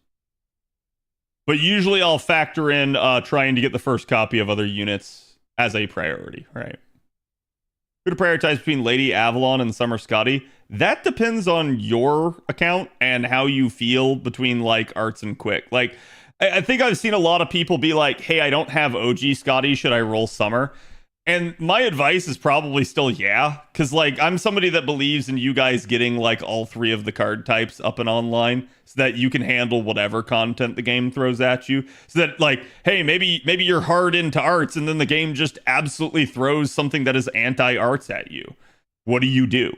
Right? So it's like, it's good to have options. It's good to have the ability to function in all three systems, at least to some capacity. I'm not saying you have to go out there and have a quick buster in arts of like, every single target and every AoE of every class. Like, that's difficult to do unless you are a whale, unless you're going to sit there and try to collect everybody. But usually, the more supports you have, the more options you have, the more capability you have of adapting to your situation. About Shufu, but I didn't know if you did the servant analysis yet because I just hopped in. Yes, I did. Feel free to go check it out. Unless you're meaning you want to ask me about Shufu. But yeah, like, I have a video on Shufu already out, and we just recorded the Skadi one, so whichever one. There are only a few things that are anti-arts, Lamau. Yeah, admittedly, right? Like, but it is what it is. Occasionally, the game is going to throw something your way that's going to make it difficult, so. And usually, it's challenge content, right, chat? Like for instance, a challenge quest and a lotto, like a lot of those have a tendency to have gimmicks that are particularly like do it this way type of thing. There's also the cycle that I've seen recently that goes, I don't have a lot of quick units, so I don't need Skadi. But then it's, I don't have Skadi, so I don't roll quick units. Yeah, 100%. It's a self-fulfilling prophecy. And chat, like, for instance, okay, like, if you have Skadi, okay, all of you got Ushi, okay, you're going to be able to deal great damage with Ushi. In fact, she might out damage a lot of your 4 stars and 5 stars. So, like, you could say you don't have quick units. You do, unless you deleted them. So keep that in mind.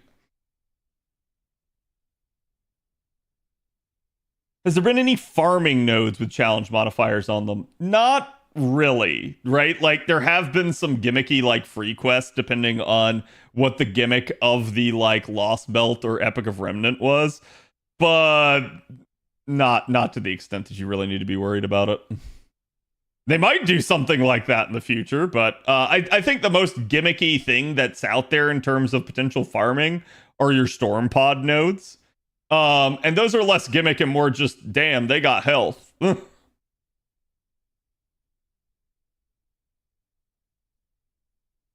Art says the easiest time touching Black Grail, hands down.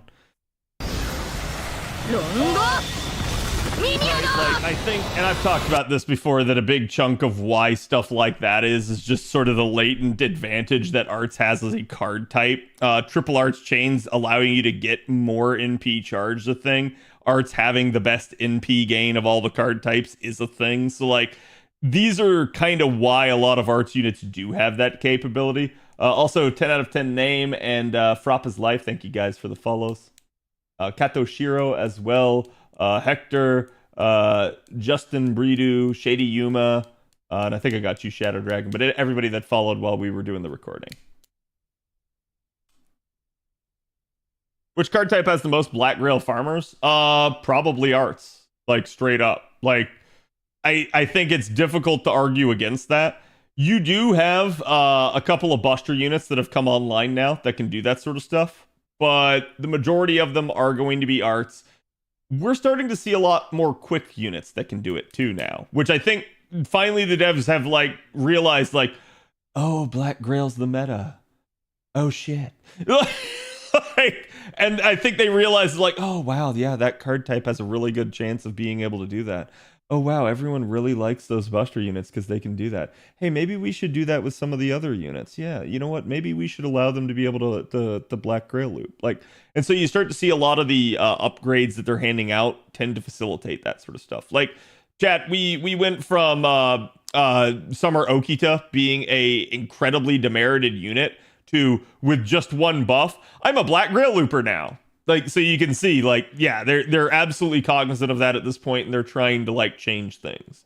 I do worry about, like, again, the whole sameness argument of, like, what happens when everyone's a Black Grail looper, what happens when everyone blah, blah, blah, blah. But, like, while I understand that, I just kind of feel bad at this point that certain units are left behind, certain units don't get the upgrades that they need, they don't get the attention, and yet we just keep coming out with more and more power creep, and then the game, you know, goes like, oh, well, you know, because there's this amount of damage flying around, we need to increase the health value of nodes. And every time they increase the health value of nodes, it just starts to, like, further sort of, like, price out the you know, like, the lesser rarities, the people that are lower on the damage numbers. And so I do believe they need to be doing a good job of, like, keeping everybody up to par. Imagine them talking like that now. Can't take them serious. I mean, they probably don't, right? Like, I would love to be a fly on the wall to hear some of their conversations, but I'm sure they don't talk like that, right? Thanks for the advice. Yep, no problem. Hope you get through. And feel free to get on the Discord. We have plenty of people on there that can help. So if you have, like, if you need a guiding hand in the fights, there are people that can definitely help you with that sort of thing. Does Space Star come back after summer?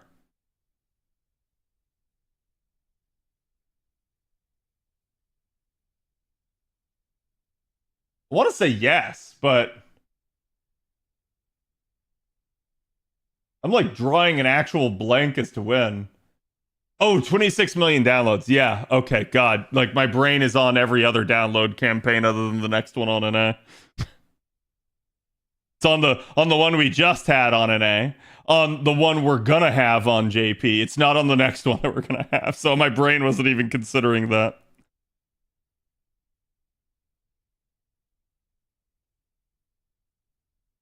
And yes, thank you again, Neo, for the gifted subs. I appreciate it, my man. I grailed my Ushi. She was that helpful to me in the early LBs. Yeah, I mean, I'm going to tell you guys that, like, I'm a fan of grailing for love and not for gameplay. Like, I don't believe anyone should have to grail to get through content. It's also why, like, whenever we do, like, say, event advice or like lotto comps or anything, like, I will almost inherently throw out any comp that uses a grail. Not because you can't do it, you can, but it's because I don't want to put pressure on people to feel like, man, I can't do this node, but what if I grailed my unit? It's not worth grailing a unit just to be able to do one node more efficiently. right? Like, grail the unit because you like them, grail the unit because you love using them, maybe even, but don't grail it just for like the one node, right? And again, like, as long as you like Ushi, go for it. I think that's perfectly fine. Does space... Oh, sorry, yeah, I already read that one. I always grail waifus and husbandos, yeah. Yeah, if the unit happens to be good for gameplay on top of being a waifu or husbando, double whammy. That's fantastic, right? I wish I could take back my grails. Yeah, I've talked about this before. Like, there is the concept of grail regret. There's at least, like, 2 grails I would like to undo on JP. There's definitely one I want to undo on NA right now. But the one on NA was a mistake. Like actually a fat finger, not a, like, hey, I regret grailing this person after I made the conscientious choice to do so. But there is one on JP that I have like that. So, and honestly, I don't really regret it, but if I could take back the 2 grails, I potentially might. It would depend on whether or not I actually managed to use all my grails on JP, because I think my JP just has an absurd amount right now. You know, I needs more grails. Hey, maybe someday after all is said and done, you know, maybe I end up with all my saber faces grailed, and I go, it's your time, and I end up like grailing her to 120. You don't have to lie. We know you really love her. No, seriously, like, it was absolutely not on purpose. Rash goated, yes. It's your time, oh saber sump, right? I mean, at that point, it's just patting myself on the back, right? It's like, saber sumps unite. I wish I could take back my cursed arm grails, and they made him into a 3-star like the others. I mean, and that's like, I can hear the arguments for, like, hey, I have grail regret. I did some stuff early on in the history of the game that I wish that, like, now in retrospect that I didn't have to do. But I feel like if they did allow it, it probably needs to be somewhat limited. Like, maybe you can only do it to, like, 1 unit every, like, year or some shit like that. I feel like I'd be okay with such a restriction, because such a restriction would at least be like, I don't fuck around with this. Like, you ain't getting it back. It's gonna spend an entire year of your time, right? Like, so in that regard, then people wouldn't just go around like flip-flopping grails purely to like meme on things. You can remove 1 grail with 100 code removers? All right, I'd be able to remove 1 grail. Let's go. That would actually be fine for my NA. Checkmate. That would not be fine for my JP, but that would be fine for my NA. Would a full reset be too much if we kept lores? I'm gonna be real with you. I don't know that you would want a full reset to a degree, right? Like, a full reset would absolutely be like flushing a monumental amount of your resources down the toilet. And lores wouldn't be an issue because you don't use lores at all in grailing. Code removers become grail removers. In all seriousness, that would actually be a very interesting usage of them. It would actually give them a use. Because as it is right now, code removers, there's a reason why whenever we go over every event and I end up going through the shop that I always tell you guys, stop, don't get that. It's not worth it. You're literally going to get some of them for free. And what they do is so rarely like necessary that it's just not a thing. It's not worth anyone's need to do it.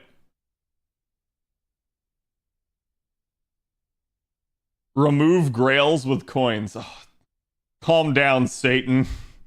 Don't give them ideas. They don't need more uses for coins. They need more sources of them. What about all the experience? Do you get the cards back? No, you probably wouldn't, right? Like, I assume you would not get stuff like that back.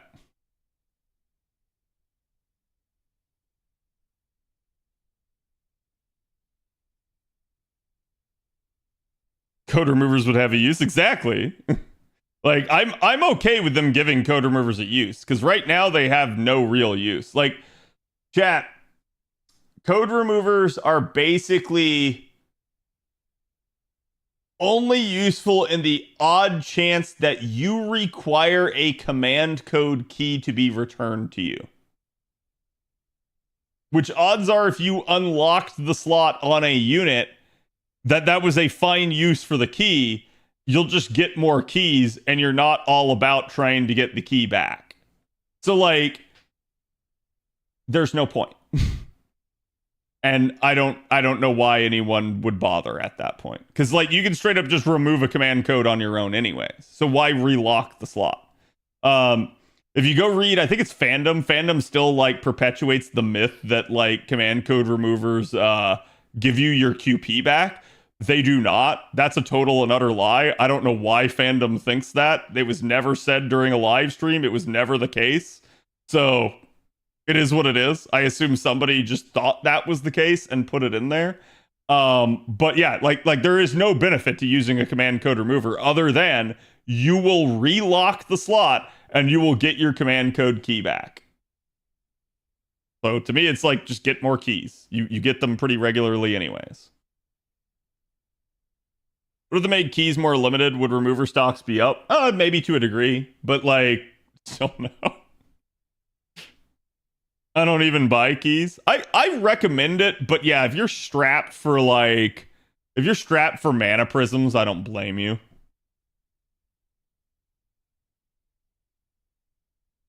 Much like faux pause, it really wouldn't break the game if they gave us more command code keys regularly. No, honestly, because like the real problem is you are limited by the fact that command codes don't get removed from your inventory when you apply them. So you can only ever hold a finite amount of command codes. I believe, does anyone remember what the cap just got up to on JP? I know it's 450, but did it get up to like 500 or something recently? But yeah, so it's like, when you consider that, and you consider that every unit in the game has like 5 command cards, congratulations, you don't even have enough to do 100 units of the 400 unit roster. So like, yeah, until they end up giving you like over 1,000 command codes, it's probably or slots rather, it's probably not going to be that big of a deal. They can give you all the keys they want. It's not, the keys are not the limiting factor.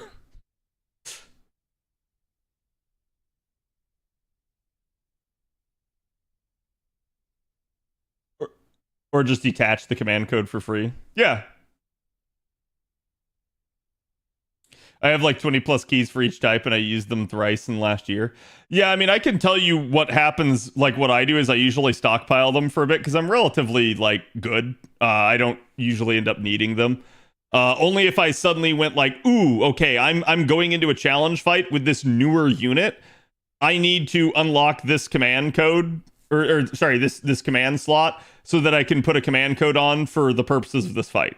That is the only time that ever happens, and it doesn't happen that often with me. But again, I'm not somebody that like sits there and like constantly is trying to do like challenge runs, right? So I could see how if that were the case, then it would certainly be more usable for other people. But for me, again, I don't feel like it's that big of a deal. So like at that point, the majority of the time for when I actually do apply the keys is usually right before a lotto where I am attempting to spin down as much QP as possible because I know I'm about to get a shit ton more.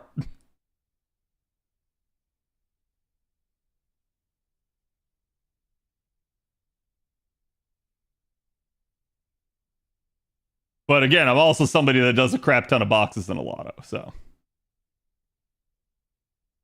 Only burn codes for Honey Lake, which I don't use if I don't have to. Only burn codes for Honey Lake. Wait, you mean like you only use a command code remover for Honey Lake? Or are you saying like literally Honey Lake's like the only command code you ever actually apply?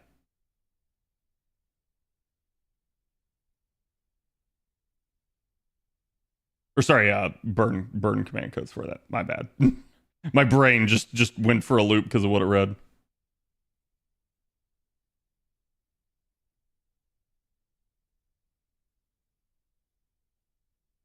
Yes, we know the release of Summer 7 now. Yeah, I mean it's literally right when we were predicting. So it's like we have the live stream on the 17th. Oh look, it's probably coming out the 18th. So yeah, we're good. Like which is good because that's basically what I ended up saying in all the videos that I recorded. So I like being accurate. I like when the devs don't do something stupidly unexpected. And what I mean by stupidly unexpected is just like they didn't really have much logic to do what they did, but they did it.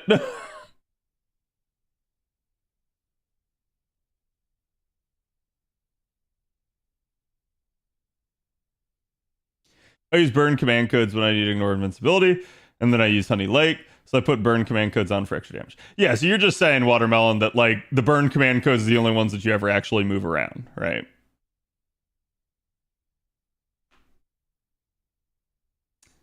Before even saying Court's campaign was a giveaway. Oh, they definitely tip their hand sometimes, but even then, like, so you would say it's a giveaway. We all anticipated to be on that date, but then what if like all of a sudden they're like, ha ha ha, the event doesn't come out until like the 20th, right? Like, so you're like, that's unfortunately what they have done to us before, and I hate when they do that. Like, everything is pointing to it being on this day, and then they're like, no, it's on this day instead. And you're like, why? Huh? So it's a thing. It's just a pet peeve for me as a content creator, because I'm trying to plan ahead, get you guys prepared, and again, like, make accurate statements. So when the devs like mix it up like that, it doesn't piss off anyone else. It just pisses off the content creators. We're the only ones that get fucked by that. Everybody else is still prepared. Everybody else like just shows up when they're supposed to. But the content creators are the ones that end up getting their foot like stuck inside their mouth from it.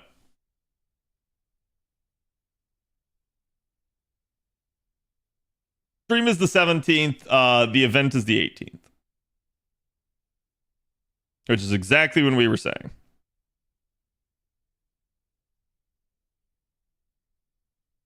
But yeah, that's always my concern, is I'm always trying to be as accurate as possible again for you guys, but hey, it doesn't always happen.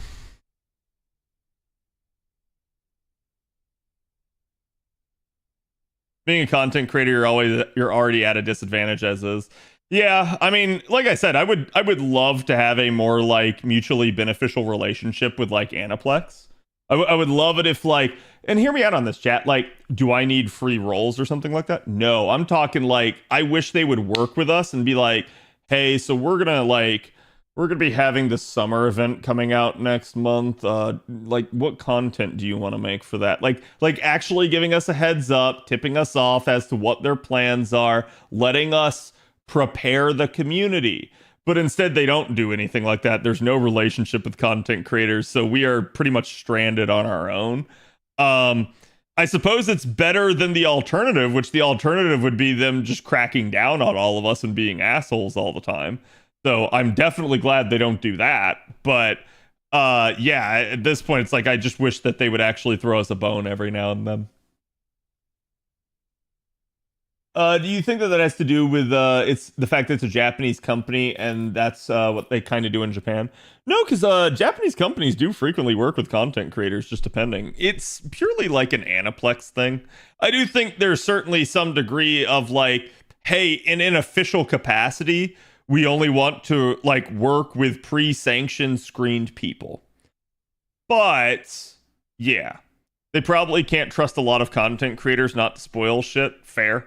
And like, to be fair, right, chat, I think probably from their eyes, I'm somebody that spoils, right? Like, if you think about it, I cover all the summer units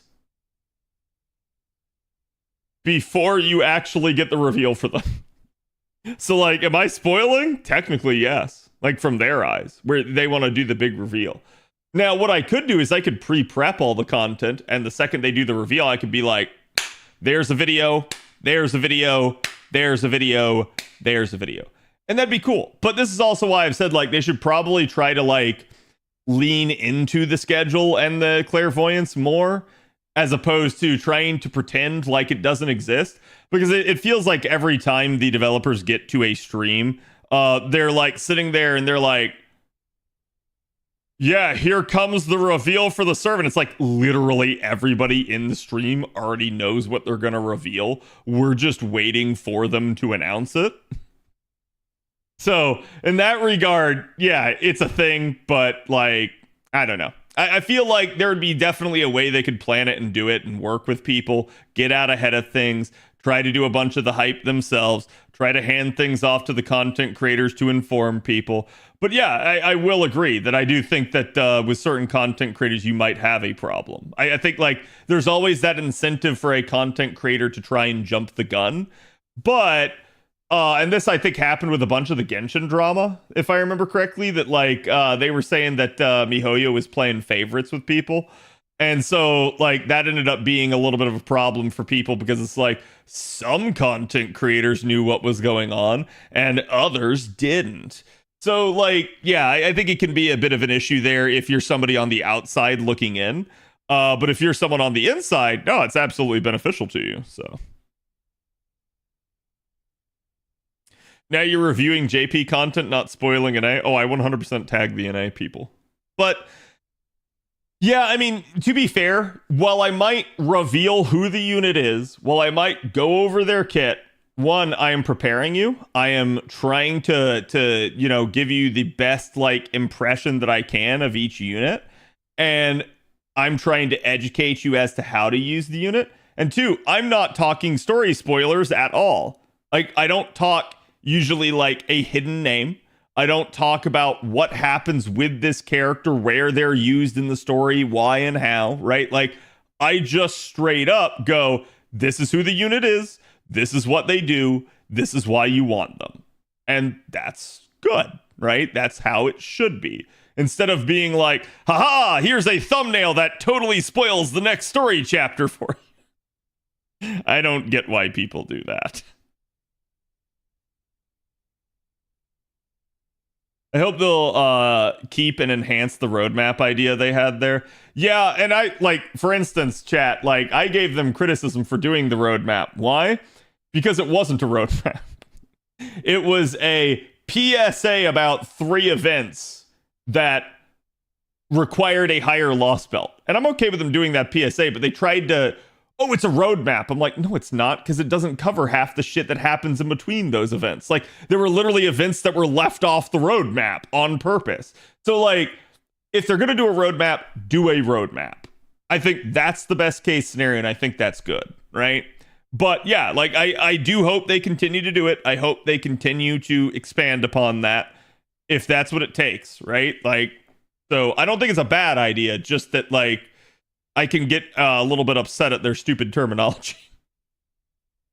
But I do think it's a good idea to PSA people, to warn people like, hey, yeah, you guys need to get some stuff done. Again, and allow me to state, chat, if you haven't gotten story caught up on, please try to do so. It's to your benefit. I think it's important to keep a certain distance from the community because you end up with a situation like that one game that thought it was a good idea to give certain content creators early access to characters. I think it can be okay to do that, but yes, I think it needs to be certain content creators you can trust. Whether or not I'm one of those at this point for them, I have no idea, right? I can straight up say that they probably don't trust me, but they certainly have reason not to, because I'm very pissed at how they have managed their relationship prior to now. But if all of a sudden they were to come out and extend the olive branch to me, would I change my tune? Yeah, absolutely. Because again, I'm an adult. I understand shit like this happens. That I understand that whoever it is that's talking to me at that point is probably not whoever made the original Aniplex like policy decision in the first place, right? So I'm not gonna like hold shit against people or be like a little vindictive bitch.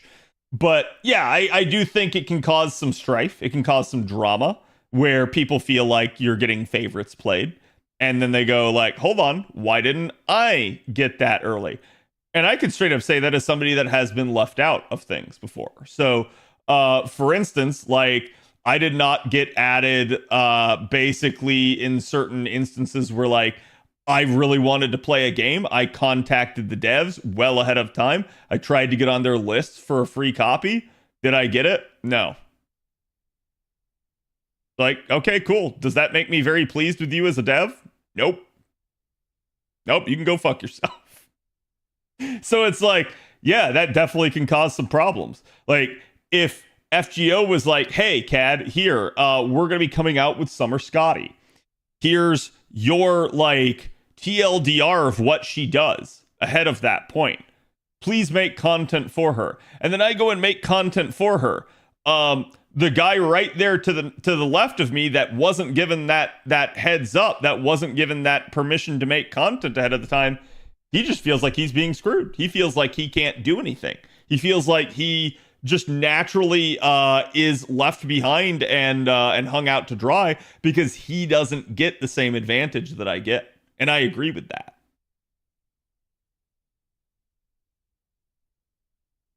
Make them sign a contract.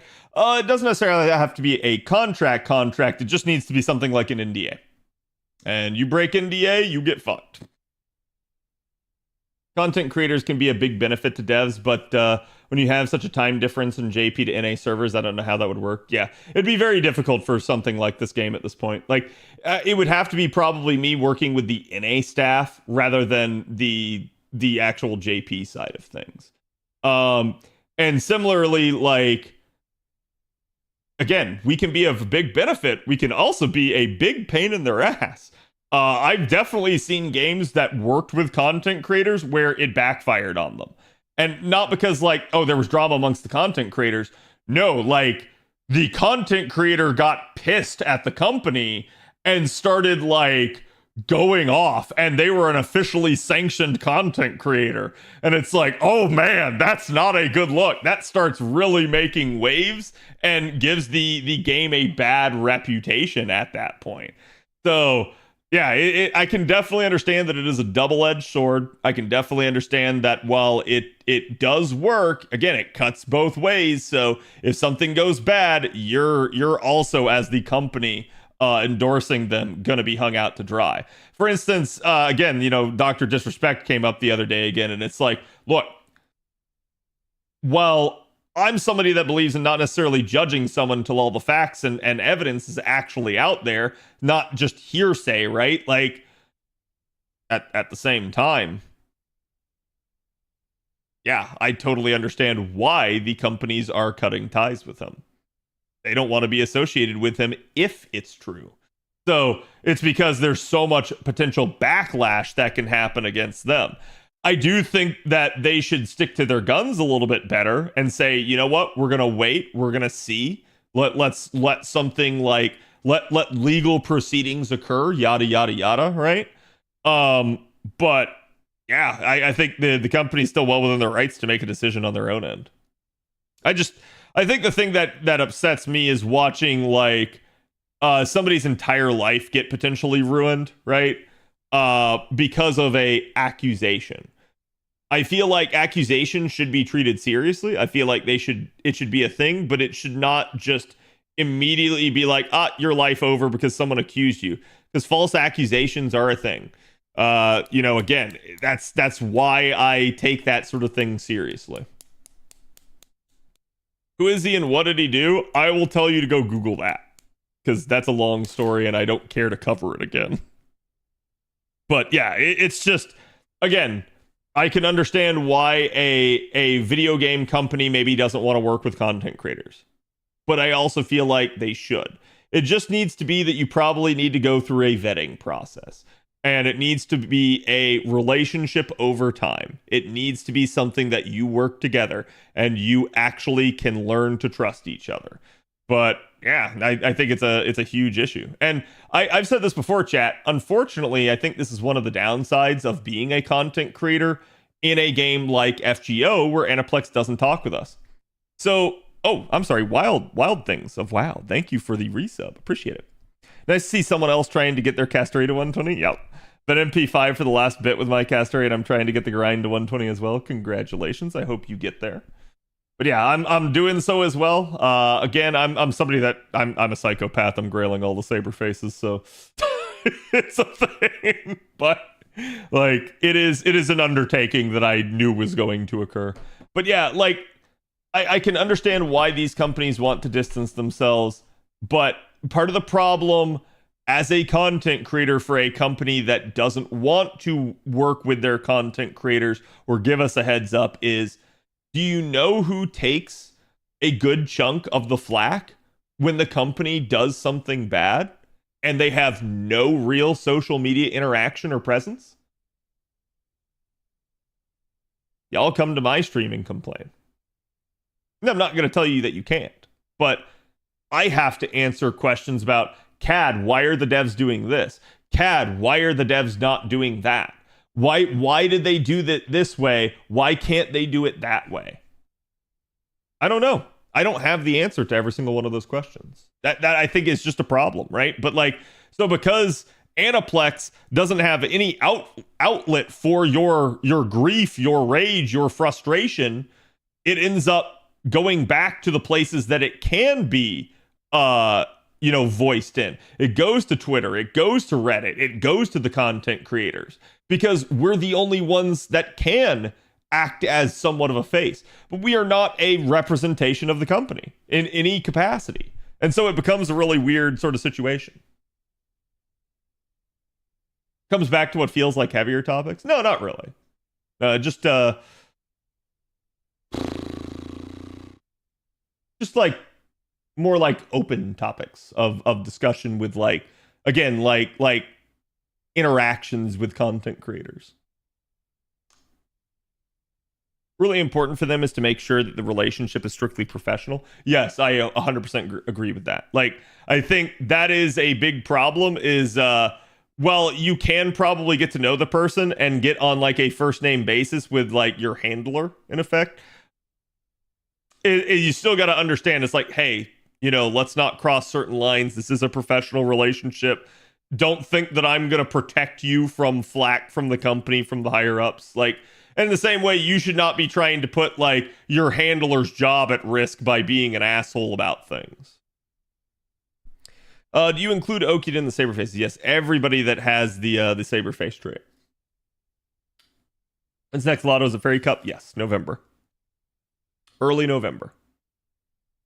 You mean you're not all-knowing in all topics of FGO, Legasp? No, I'm not. Please don't ever put that evil on me. Like, again, I'm not a fly on the walls of Lasengel or Aniplex, so I cannot tell you why they do what they can do. I can tell you, as a veteran of the game that's been around and been very invested in the game for a long time, somebody that has watched everything as it has occurred, probably I can give you some theories. I can give you a very good like guess as to why it might be the case, but it's just a guess, and I might be wrong. So that is the unfortunate side of things. Aniplex does not have a place for players to voice their discontent or concerns, right? Yeah, and it's like, oh, well, CAD, hey, Aniplex has a Twitter account. You're right, they do. They don't interact with it, right? Like, so for instance, everyone was remarking about how, like, when the servers were going down the other day repeatedly, that like, oh, look at the irony of them posting this and that to Twitter. And it's like, yeah, you know why that happened? It's a scheduled post. Somebody logged into the Twitter account, created the post, set it to go live at this specific timestamp, logged back out. They do not use that to interact with anything. There's no liking or retweeting of other people's shit. It is just straight up them posting stuff. So they are social media hands off. They only do the bare minimum of whatever they need to do in that front. And so that's why, like, again, like, yeah, you can go yell at their Twitter account. You can absolutely go scream at them when they make a post. No one is reading your shit. No one. And I know that sucks to hear, but it's the truth. There is nobody reading it. Because I remember back when the Emia stuff happened and people were upset about Demia's like skin color and stuff getting changed.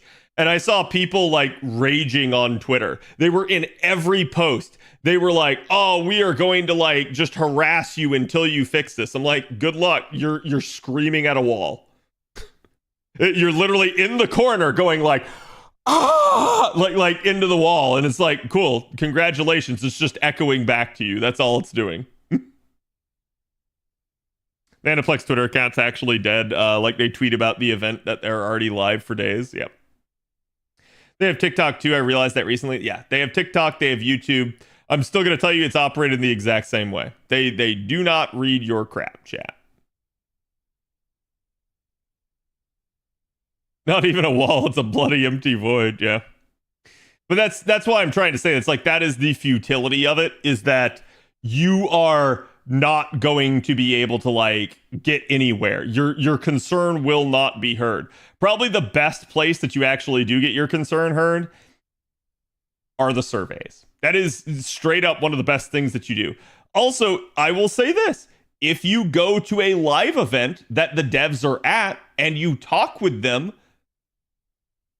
guess what? They heard it. Doesn't mean that they'll actually do what you want, but they at least heard it that way, right? I do feel like they need a social media person that can go, hey, the general consensus of the community across all these various social media accounts and live streams is X. And then take that and go back to the localization staff on this end and say, can we do something about this? I feel like that would actually go really well. Obviously, there's some things that I think like the localization staff, their hands are tied. They're not going to be able to like really do much. But I feel like it would at least, especially if they were, you know, a little bit more open about that sort of process. Like I've said before, I think one of the best things they should do is they should straight up go, hey, you know what? Here is a social media account or an email. Oh my God, that's supposed to be an E. Or an email, right? And you can submit questions. And we will answer them. Now, chat, are they going to answer the stupid questions? No. Are they going to answer the actual hard-hitting questions? Probably not. But they might occasionally answer one. They might answer the ones that they can answer. And so seeing them respond to community questions would probably go a long way for them. They would probably get a lot of benefit of the doubt from the community just for simply talking about certain issues and being like, yes, this is why they are the way that they are. It can get them in trouble. People can get pissed at them for doing it. But at the end of the day, at least you could say that they are being transparent and honest with people rather than like the reverse where it's like, yeah, we just hide and you never find out anything. Is this FGO needing to hire? No. We weren't talking about that. I mean, like, to a degree, I'm sure that's an issue, but like, not in the context of this. I mean, like, Aniplex of America has social media staff. They have marketing people. They have people that handle the advertisement.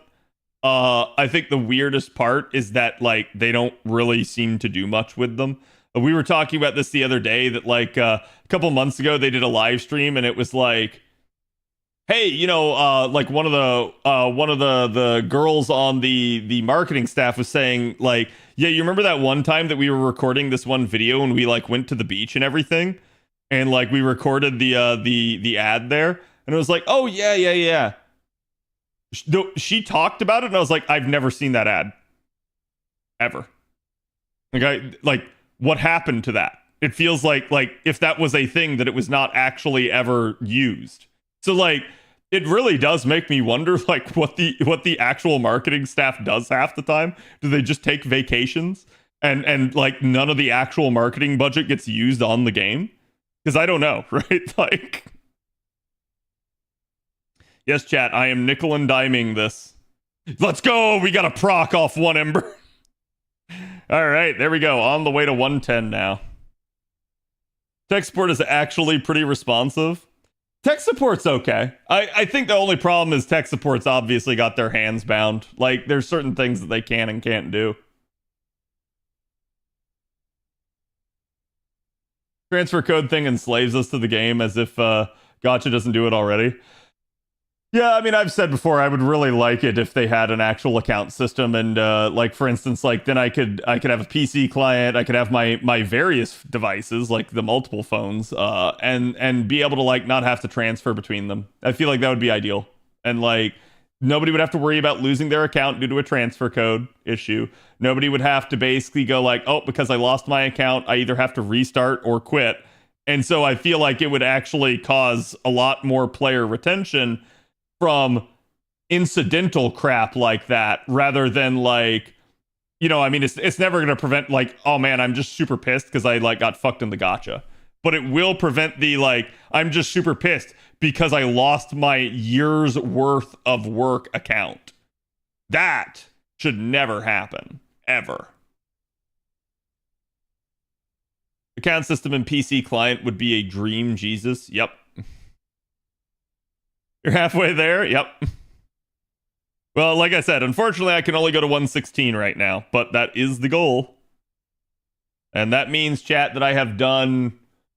well, basically, at this point, I've completed a 120, because my made altar started at 110. So, I'm basically, well, I'm sorry, I'm not yet, right? But when I get to 110, we'll have completed a 120. So, at that point, we'll be quote-unquote done with one. But... we already did made altar. Now we're doing Castoria. We're going to get to 116 on Castoria. So I've pretty much done like 1.5 of them. For the people who play FGO, remember to refresh your transfer code if you roll a lot for Annie. You should be okay with that. I would just tell you that, like, if you ever make a transfer code, make sure you write it down somewhere that is off your phone, so that, like, if you drop your phone in a toilet or, like, you literally, like, yeet it off the top of a mountain, somehow someone steals it, no matter what it is, you can get your account back.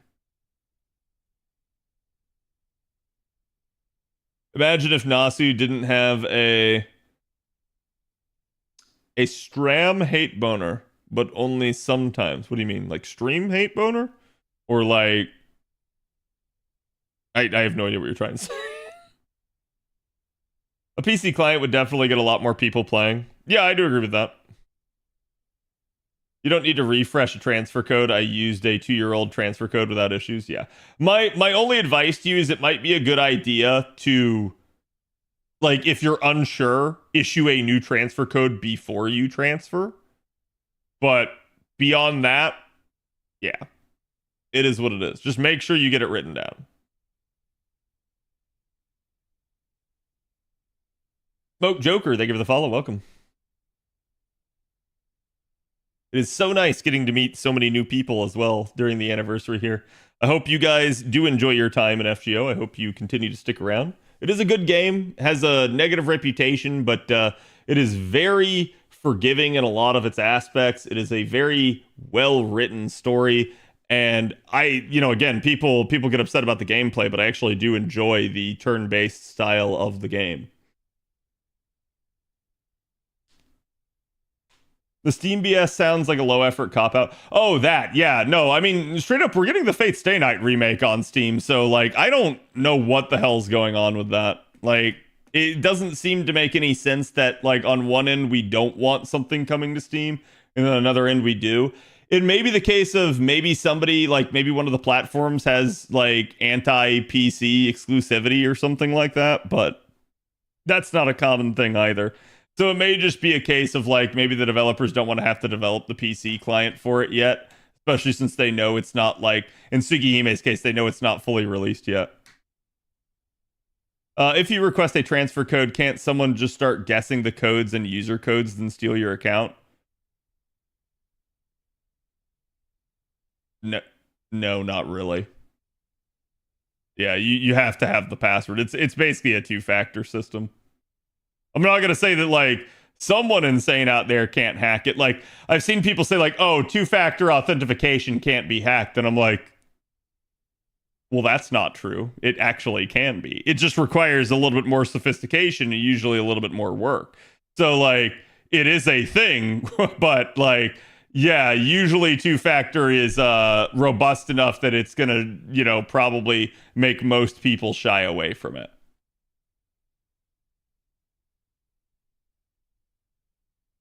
Grinding for gyms and cookies, yep.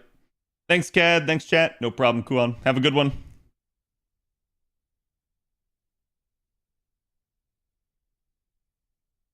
Oh, sorry. I didn't see what you said there, Despair.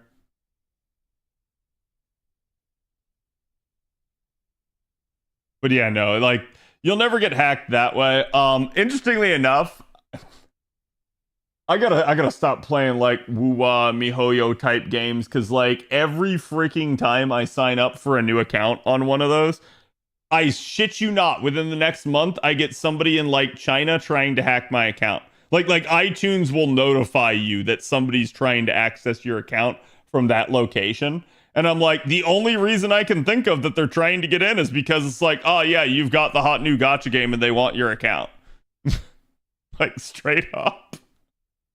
They never get in because you just say no, but like it's really stupid that that's the case. Have a burner email. Yeah, you should always have like some level of like, hey, like your email password's not the same as the password you use for other things, so that they can't just immediately get right in. And then they would have to take the time to crack that as well, so that if they do that, then in that time period, you have the time to actually respond to the hacking attempt. And you just tell it no, and then they don't get in.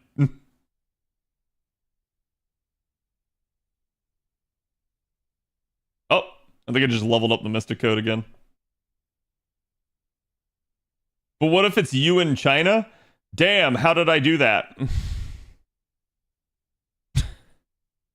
How did I manage to do that? How did I get all the way over there? Maybe if I dug through the center of the earth, right? But I would have to be really fast at doing that. What's your opinion on this anniversary's new Mystic Code? It's okay. It's really probably not that useful or usable. The death proc is a unique thing, but you basically don't have very many buster units out there that death proc. So it's like, in a weird way, it feels like it's perfect for King Hassan. If it had been arts based, we could have used it maybe on the Shiki forms. But yeah, to me, it's not that big of a deal. It's just a buster based thing that has 10% charge. Is how I'm primarily going to utilize it. Satheno, yeah, you can try to use it on Satheno.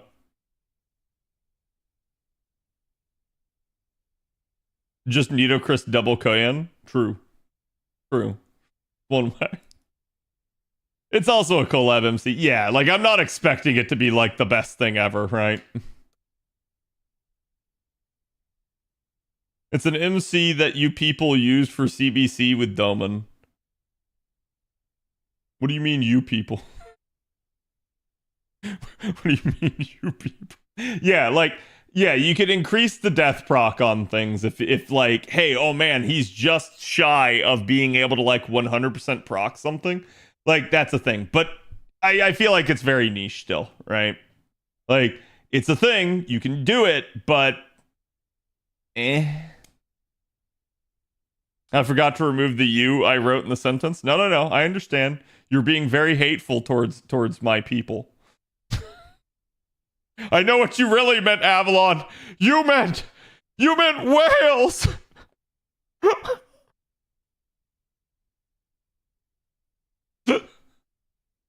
The bigger quest is a CVC event. Yes.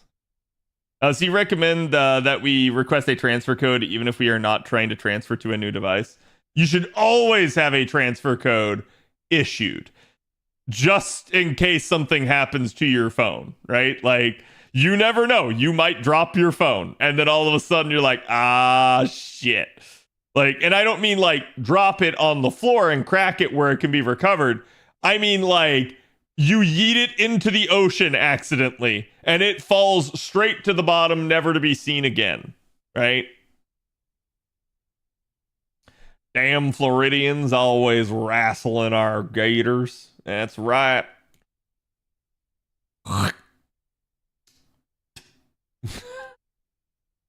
Just imagine if you drop your phone into the toilet. Yep. Oh no, straight up, I've actually seen that happen to someone. Like, so that's why I use that one as an example. Also, the yeeting into the ocean I've seen happen to someone. So yeah, like again, it is a thing. Just be careful. People used it with Doman to instant kill the high HP wave and wave 1 enemy. Yeah. I know what you really meant. You meant you hate whales. I get it. It's okay. Finish grinding my NP1 arc skills. She's nice, but the temptation to get more copies for the NP is too strong. I want to be above the pity for summer. Yeah. That I get. I took a picture of a turtle sitting on a log last weekend, and the whole time I was afraid I was gonna drop my phone into the river. Yeah, you almost need like you guys remember like with the Wii remotes how they had like a tassel hanging down from them and you could loop it around your hand. I swear like I need that for a phone sometimes.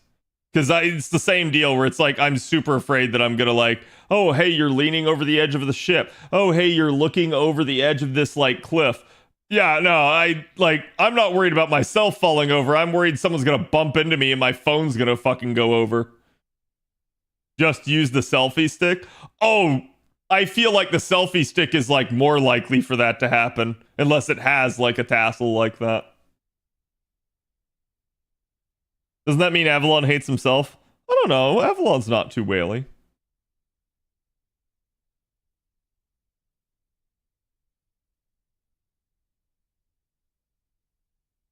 I'm no whale. See, there you go. He's not a whale. I feel like the same thing with my glasses. Yeah. No matter how much of a dork I look with them, it's all good. Listen, Ahado, if you're hot enough, you can pull anything off. That's all you gotta tell yourself. Just be hot. Be hotter, chat. It's a skill issue. I have an aunt whose phone case is also a necklace, so she has it tied to her neck at all times. Honestly, I've seen people do that with like stuff like wallets. So yeah, I don't blame them.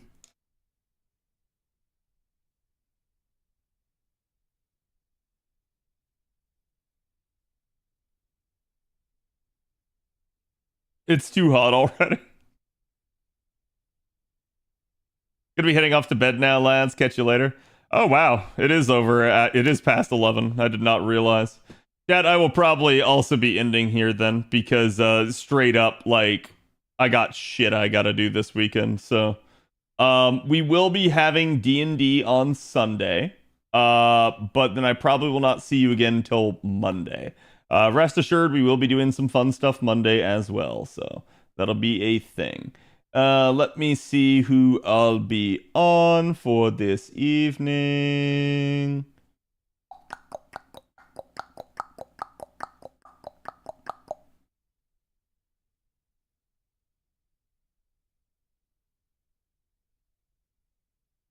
You know what?